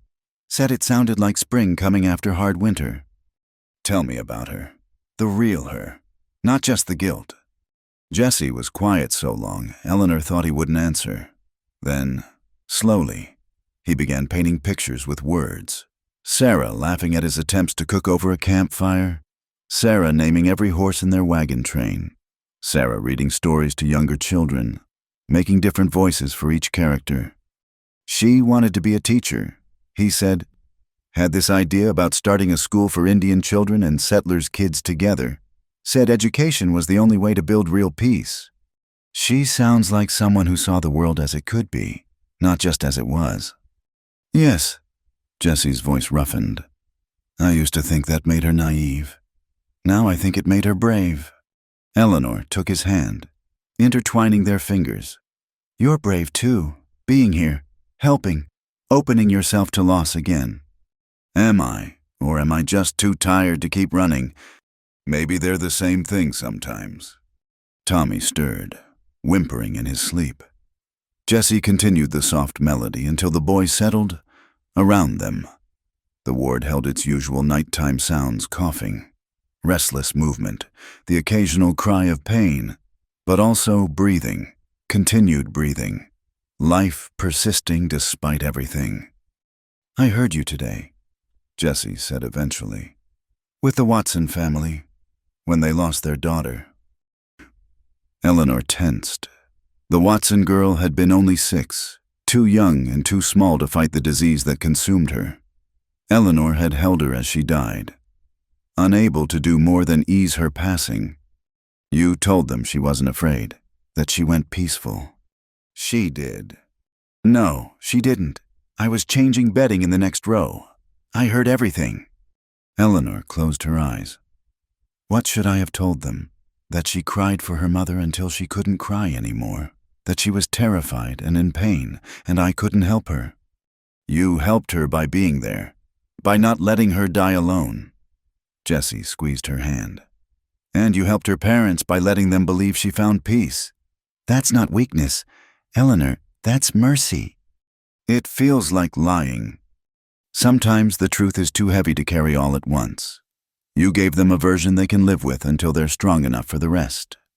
Eleanor leaned against his shoulder, drawing comfort from his solid presence. "Is that what you did after Sarah?" "No, I swallowed it all at once and let it poison me for years."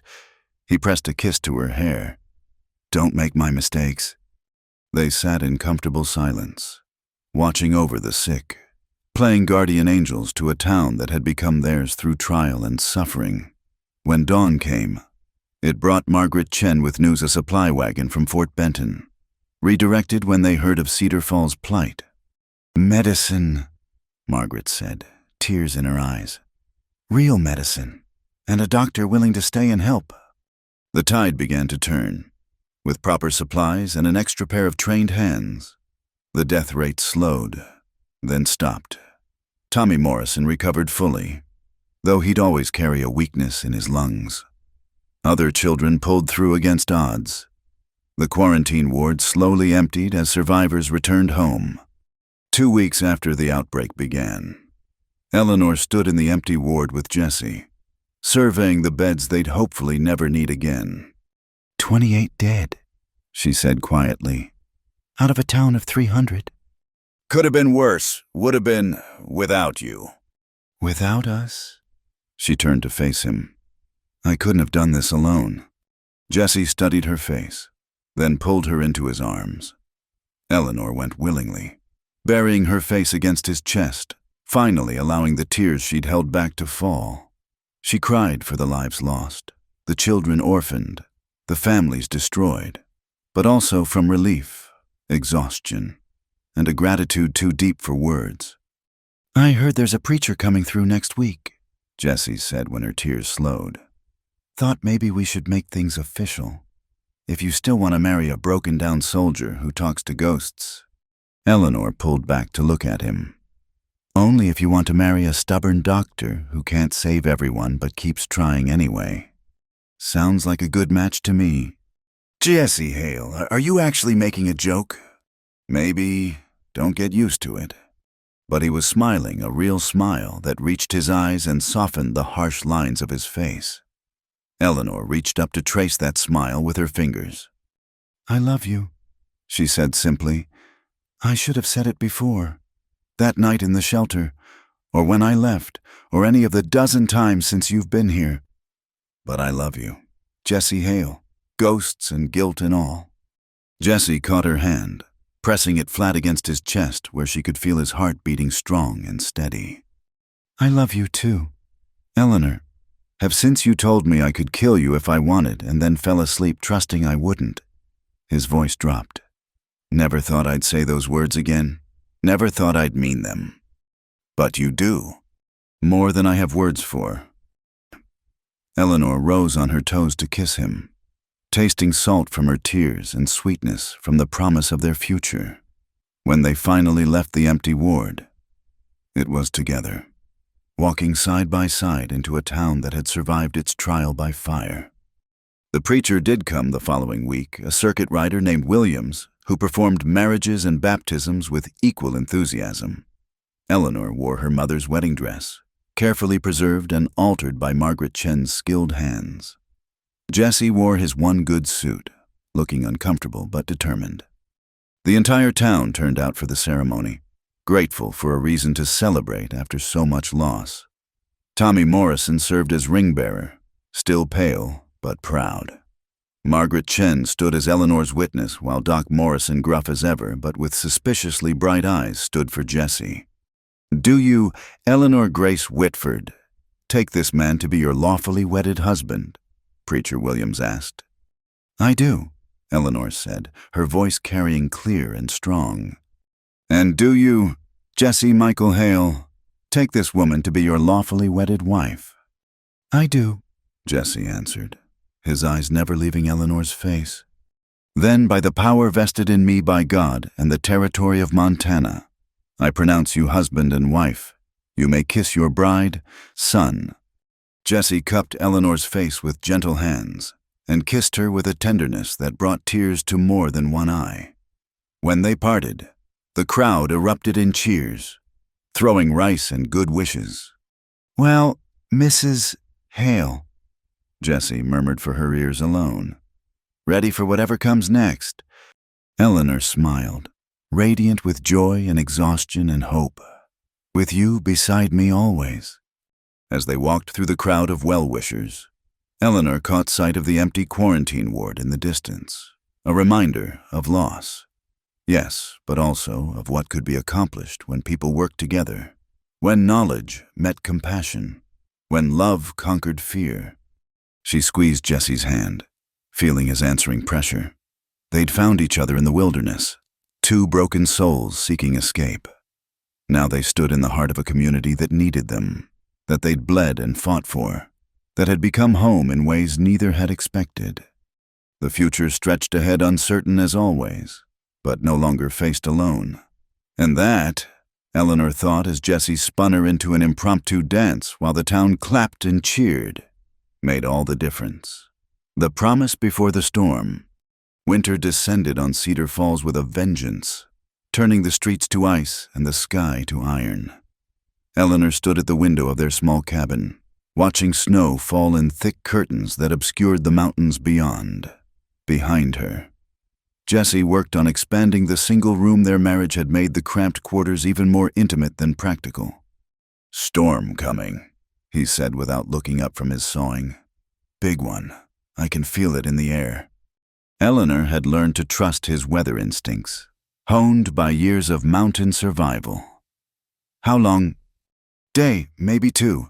We should check on the Morrisons, make sure they have enough wood." It had become their pattern, Jessie identifying those who might struggle, Eleanor ensuring their health, both working to knit the community tighter. The cholera outbreak had shown them how fragile frontier life could be, how necessary neighbors were for survival. "I'll prepare some medicines to take," Eleanor said, already mentally cataloging what families might need. "Mrs. Chen mentioned the Johnson baby has croup again." Jessie set down his tools and crossed to her, wrapping his arms around her from behind. "When did we become the town's guardians?" "Somewhere between the cholera and Martha Watson's difficult birth, I think." Eleanor leaned into his warmth. "Do you mind it?" "No." His voice rumbled through her back. "It's good to be needed, to be useful for more than killing." Eleanor turned in his arms, studying his face. The harsh lines had softened over the months, though shadows still lingered in his eyes during unguarded moments. "You were always more than that," she said firmly. "Maybe, but I couldn't see it until you showed me." A knock interrupted what might have become a longer conversation. Jessie tensed. Old habits died hard but relaxed when Tommy Morrison's voice called through the door. "Mrs. Hail, mister. Jessie Pa sent me to fetch you." Eleanor opened the door to find the boy bouncing with barely contained excitement despite the cold. "What's wrong? Tommy?" "Nothing's wrong. Everything's right. Ma's having the baby and she says she wants you there." Eleanor grabbed her medical bag while Jessie helped her into her heavy coat. The Morrison cabin wasn't far, but the wind already howled with the approaching storm's fury. They found Beth Morrison in good spirits despite her labor, her husband Jacob pacing nervously just as he had the first time. "Figured you brought us luck before," Beth said between contractions. "Hoping for the same again." This birth proved easier than the first, a straightforward delivery of a healthy boy who announced his arrival with lusty cries. Eleanor cleaned and wrapped the infant while Jessie kept Jacob calm with quiet conversation. "We're naming him Jesse," Beth announced, cradling her newborn. "If that's all right with you, Mr. Hale. Tommy says you saved his life during the sickness." Jesse's face went carefully blank, the expression Eleanor recognized as his defense against strong emotion. "I just gave him water and played some music. Your wife did the saving." "Takes all kinds of medicine to heal," Jacob said firmly. "We'd be honored if you'd accept." Eleanor watched Jesse struggle with the gesture, saw the moment he decided to accept the gift of connection being offered. "I'm the one who's honored," he said quietly. "Thank you." They stayed until both mother and baby were settled, the storm now howling in earnest outside. Jessie had to practically carry Eleanor through the wind-driven snow, both of them laughing by the time they tumbled through their own door. "Jessie Morrison," Eleanor said, shaking snow from her hair. "You're going to be insufferable now, aren't you?" "Me never." But he was smiling, a real smile that transformed his weathered features. "Though I might mention it once or twice. My namesake has a nice sound." Eleanor kissed him, tasting snowmelt and joy. "It does indeed." They spent the evening preparing for the storm, banking the fire, checking their supplies, securing anything that might blow away. The wind rose to a shriek, rattling the windows Jessie had carefully sealed. "This is a bad one," he said, peering out at the white wall of snow. Could last days. Good thing we're well supplied then. Eleanor settled onto their bed, a luxury Jesse had built to replace his narrow cot. Though I worry about the families on the outskirts. The Hendersons' roof was already weak. Can't help them until it passes. Can't help anyone if we're frozen in a drift. It was practical, sensible. It was also the kind of calculation Jesse had lived by for years: save yourself first. Because you can't save anyone if you're dead. Eleanor understood it, even as she chafed against the limitation. Tell me about the future, she said, changing the subject. After winter, what do you see? Jesse joined her on the bed, pulling her against his side. Spring, first. Maybe expand the cabin, add a proper surgery for you. Garden plot if the soil's good enough. Practical, man. I meant bigger future. Years from now. He was quiet for a moment. Never been much good at looking that far ahead. Didn't see much point when I wasn't planning to live that long. And now? Now. His hand found hers, fingers interlacing. Now I see us growing old here. You terrorizing patients into health. Me keeping you fed and rested. Maybe children, if we're blessed. Teaching them what we know: medicine and survival and how to be useful in the world. Eleanor's breath caught. They'd never discussed children directly, though she'd assumed Jesse's past made him wary of such vulnerability. You want children. I want whatever you want, but yeah, I think about it. Little girl with your eyes and stubborn chin. Boy with your compassion and maybe my aim with a rifle. He paused. That scare you? No, Eleanor said softly. It sounds wonderful. Terrifying, but wonderful. Most good things are both. They lay listening to the storm rage, wrapped in warmth and possibility. Eleanor dozed, safe in the circle of Jesse's arms. While he remained alert, old habits of vigilance turned toward protection rather than mere survival. The storm lasted 3 days. On the second day, they heard shouting outside, barely audible over the wind. Jesse was up and armed before Eleanor fully woke, but relaxed when he recognized the voice. It's Dan Henderson. Sounds like trouble. He fought the door open against the wind, revealing their neighbor half-frozen and desperate. Roof collapsed. Dan gasped through chattering teeth. Mary's trapped. Can't lift the beam alone. Jesse was already reaching for his coat. Eleanor, get him warm. We'll go together. Eleanor interrupted, grabbing her own coat. They'll need medical attention.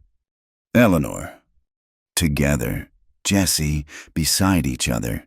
Remember? He looked like he wanted to argue, but recognized the futility. They wrapped themselves in every layer they owned and ventured into the white chaos. Dan leading the way with rope, Jesse insisted on tying between them. The Henderson cabin was a disaster. Half the roof caved in under snow weight. Mary Henderson pinned beneath a beam. Her children huddled in the one safe corner, crying. Get the children to our cabin. Jesse ordered Dan. Eleanor and I will handle this. Working together with practiced efficiency, they managed to lever the beam up enough for Eleanor to pull Mary free.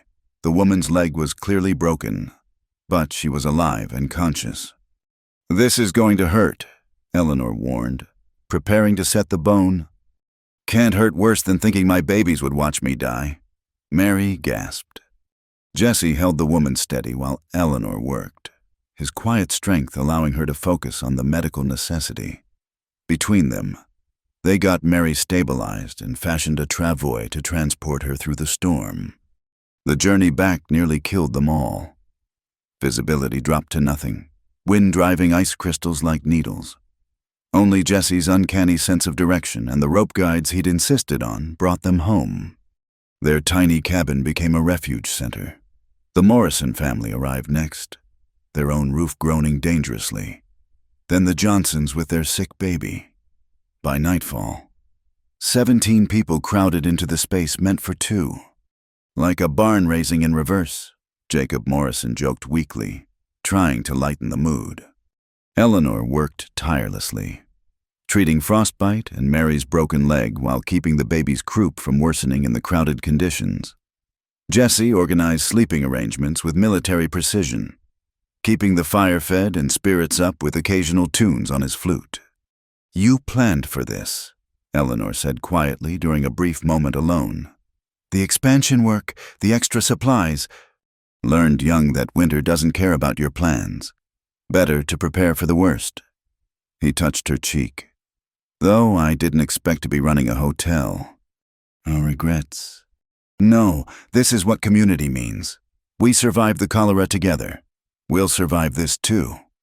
The storm broke on the third night, revealing a world transformed by white. The men immediately set to work digging out and assessing damage, while Eleanor continued tending the injured and sick. "Your husband's quite something," Mary Henderson said as Eleanor checked her splinted leg. "Heard he was a loner when he first came to town."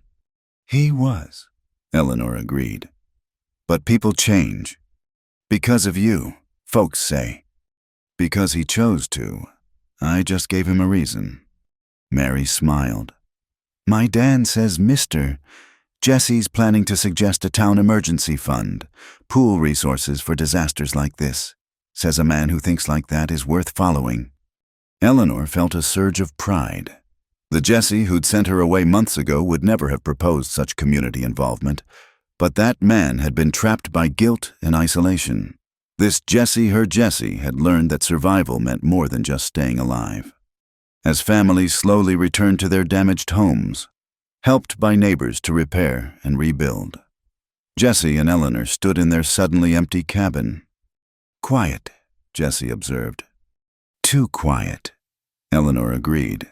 Then, surprising herself, "I missed them as soon as they left." "Sign of a good heart." He pulled her close.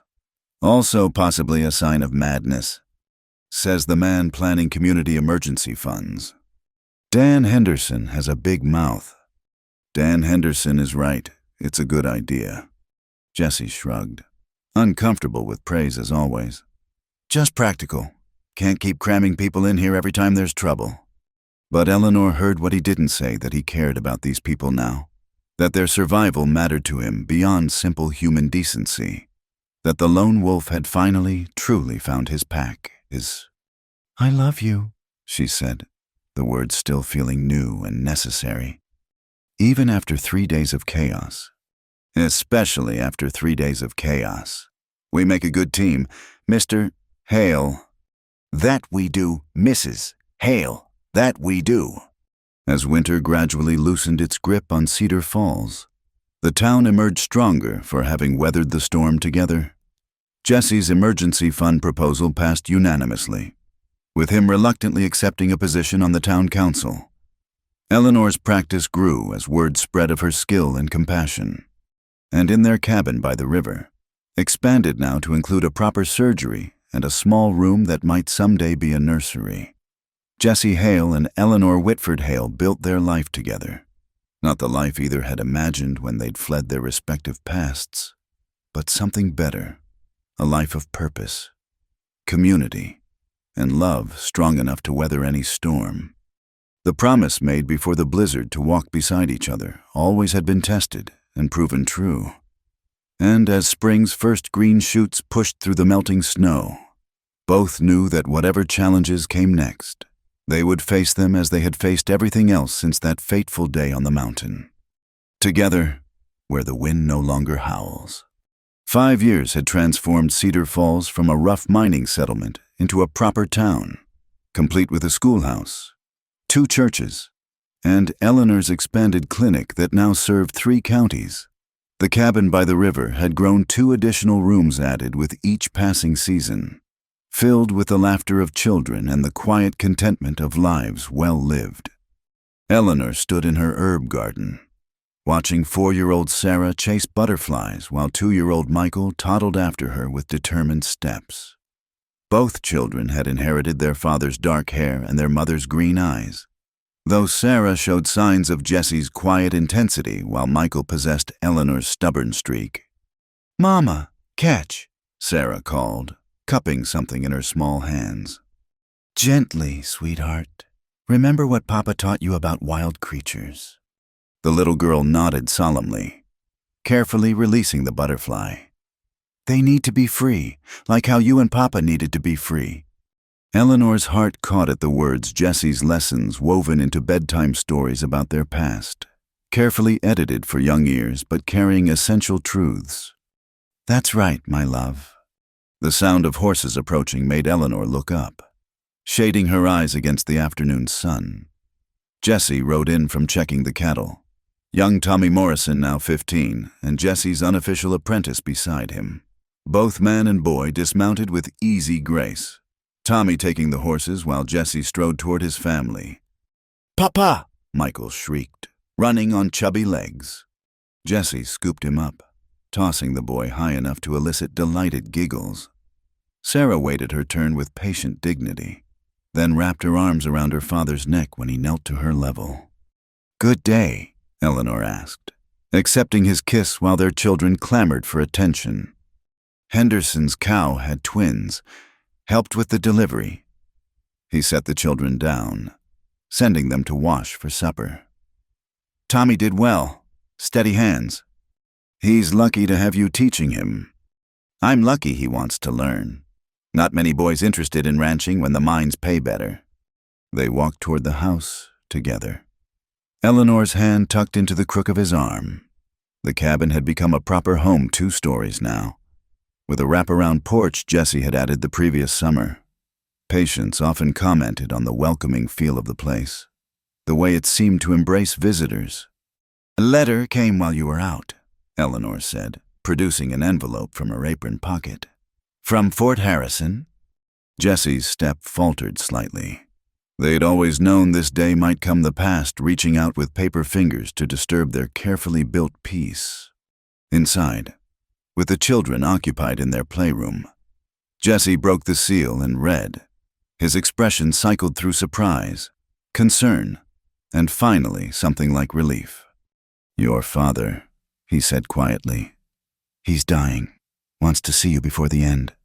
Eleanor sank into a chair, emotions warring in her chest.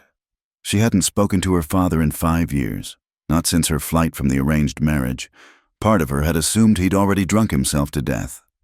"There's more," Jessie continued. "Colonel Thornton died 2 years ago. Hunting accident. Your father says you're free of that obligation." Free. The word tasted strange. She'd been free for years, had built a life on that freedom. But knowing the cage door wasn't just open but broken entirely felt different. "What do you want to do?" Eleanor considered. The father she'd known had been broken by war and loss, had tried to sell her future for security, but he'd also taught her medicine, had believed in her capabilities even as he'd tried to limit them. "I should go," she said finally. "To forgive, if nothing else. For my sake more than his." Jessie nodded, already planning. "We'll all go, make a family trip of it. The children should see where their mother came from." "You'd come with me." "Eleanor." He knelt before her chair, taking her hands. "Where you go, I go. Thought we'd established that by now." She laughed, watery but genuine. "Still getting used to it, I suppose." "Take your time. We've got years yet." The journey to Fort Harrison took 2 weeks, the children treating it as a grand adventure. Sarah peppered her parents with questions about everything they passed, while Michael charmed fellow travelers at every stop. Eleanor barely recognized the fort when they arrived. Expansion and modernization had transformed the rough military outpost into something approaching civilization. But the smell gun oil and leather and too many men in close quarters brought memories flooding back. Her father lay in the post hospital, a shrunken shadow of the man who'd once commanded respect and fear in equal measure. His eyes, when they found Eleanor, filled with tears. "My girl," he whispered. "You came." "Hello, Papa," she introduced Jessie and the children, watching her father's face transform at the sight of his grandchildren. Sarah, bold as always, climbed right onto the bed. "Are you sick, Grandfather?" she asked with a child's directness. "Very sick, little one, but seeing you makes me feel better." Over the next days, Eleanor and her father found a fragile peace. He spoke of regrets, of pride in what she'd accomplished, of the reports he'd gathered about her work in Cedar Falls. "I failed you," he said one afternoon while Jessie took the children to see the cavalry horses. "Tried to protect you the only way I knew how, but I failed." "You taught me medicine," Eleanor countered. "Gave me the tools to save lives. That wasn't failure." "Your mother would be proud of what you've become, who you chose."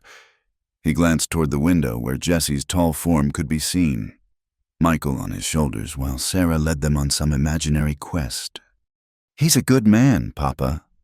He's the man I should have been, one who sees your strength instead of fearing it." Dr. James Whitford died peacefully 3 nights later, Eleanor holding one hand while Jessie held the other. His last words were for his grandchildren: "Be brave and be kind," a legacy far better than any material inheritance. They buried him with full military honors. Eleanor surprised by how many soldiers remembered her kindness in the surgical tents. Afterward, going through his effects, she found years of newspaper clippings about Cedar Falls, about the female doctor making a difference on the frontier. "He kept track of you," Jessie observed, reading over her shoulder. "From a distance, but he cared." "It's enough," Eleanor said, and meant it. The journey home was quieter, both children sensing their parents' subdued mood. But as Cedar Falls came into view, spirits lifted. This was home now. Not the fort where Eleanor had been shaped, but the town where she'd chosen her shape. "Mama, look." Sarah pointed to a familiar figure waiting by their cabin. "It's baby Jesse." Jesse Morrison, now 5 and indeed waiting with his mother Beth, waved enthusiastically. The women had agreed to watch each other's homes, a common arrangement in their tightly knit community. "Everything's well," Beth reported. "Though Doc Morrison says to tell you, Mrs. Patterson's rheumatism is acting up again." Eleanor sighed good-naturedly. "I'll see her tomorrow. Today, we're just home." That evening, after the children were asleep and the house had settled into nighttime quiet, Eleanor and Jessie sat on their porch watching stars emerge in the clear sky. "Any regrets?" Jessie asked. "About your father, the way things ended?" "No," Eleanor said after consideration. "We made our peace. That's more than many get." "True enough." She leaned against him, feeling the solid warmth of his presence. "Do you ever think about how different our lives might have been if I hadn't run? If you hadn't found me?" "Sometimes. Usually when I'm counting our blessings." He pressed a kiss to her hair.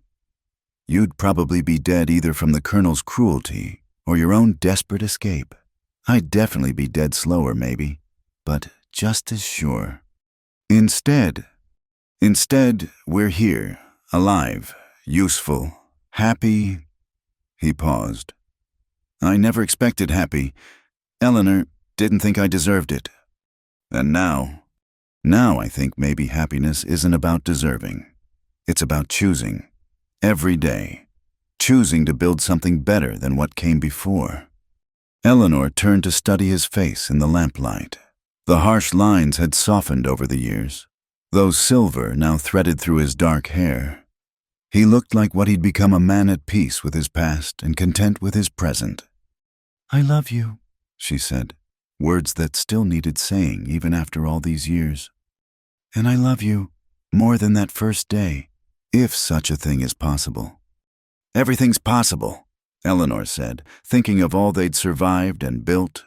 "We're proof of that." Inside the house, one of the children called out a nightmare, perhaps, or simple need for reassurance.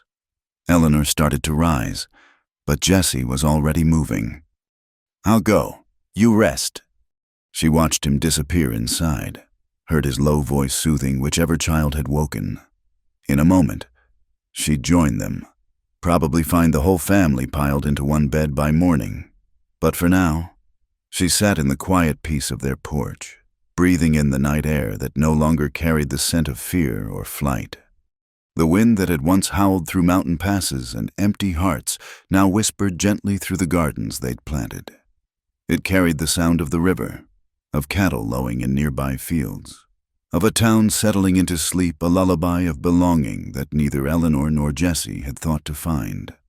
5 years ago, she'd wondered what would grow from the seeds planted in storm-tossed soil. Now she knew a love strong enough to weather any season, a family rooted in choice rather than chance, a life that honored both the woman who'd run toward freedom and the man who'd helped her find it. I thought I couldn't breathe, she murmured to the stars, remembering that night of panic and comfort. But you were the air. From inside came Jessie's low chuckle at something one of the children had said, followed by Sarah's giggle and Michael's sleepy protest. Eleanor smiled, rose, and went to join her family. Some storms, she'd learned, didn't end. They simply transformed into something gentler spring rain after winter's fury, cooling breeze after summer's heat, and in that transformation lay all the peace 2 wounded hearts could need. The wind no longer howled in Cedar Falls. It sang instead of home, of hope, of love that had traveled from a blood-stained mountainside to this quiet porch. And Eleanor Whitford Hale, once a runaway, now a healer, mother, and beloved wife, sang with it. Thank you so much for listening to this story. Dear audience, I'd love to know where you're listening from. Please share in the comments below so we can connect and discuss your thoughts about Eleanor and Jessie's journey. If you enjoyed this Wild West love story, please subscribe to my channel, Wild West Stories 1850 Inches, and don't forget to like this video. Also, please hit the hype button to help more people discover this touching tale of love, survival, and second chances in the American frontier. Your support means the world to me.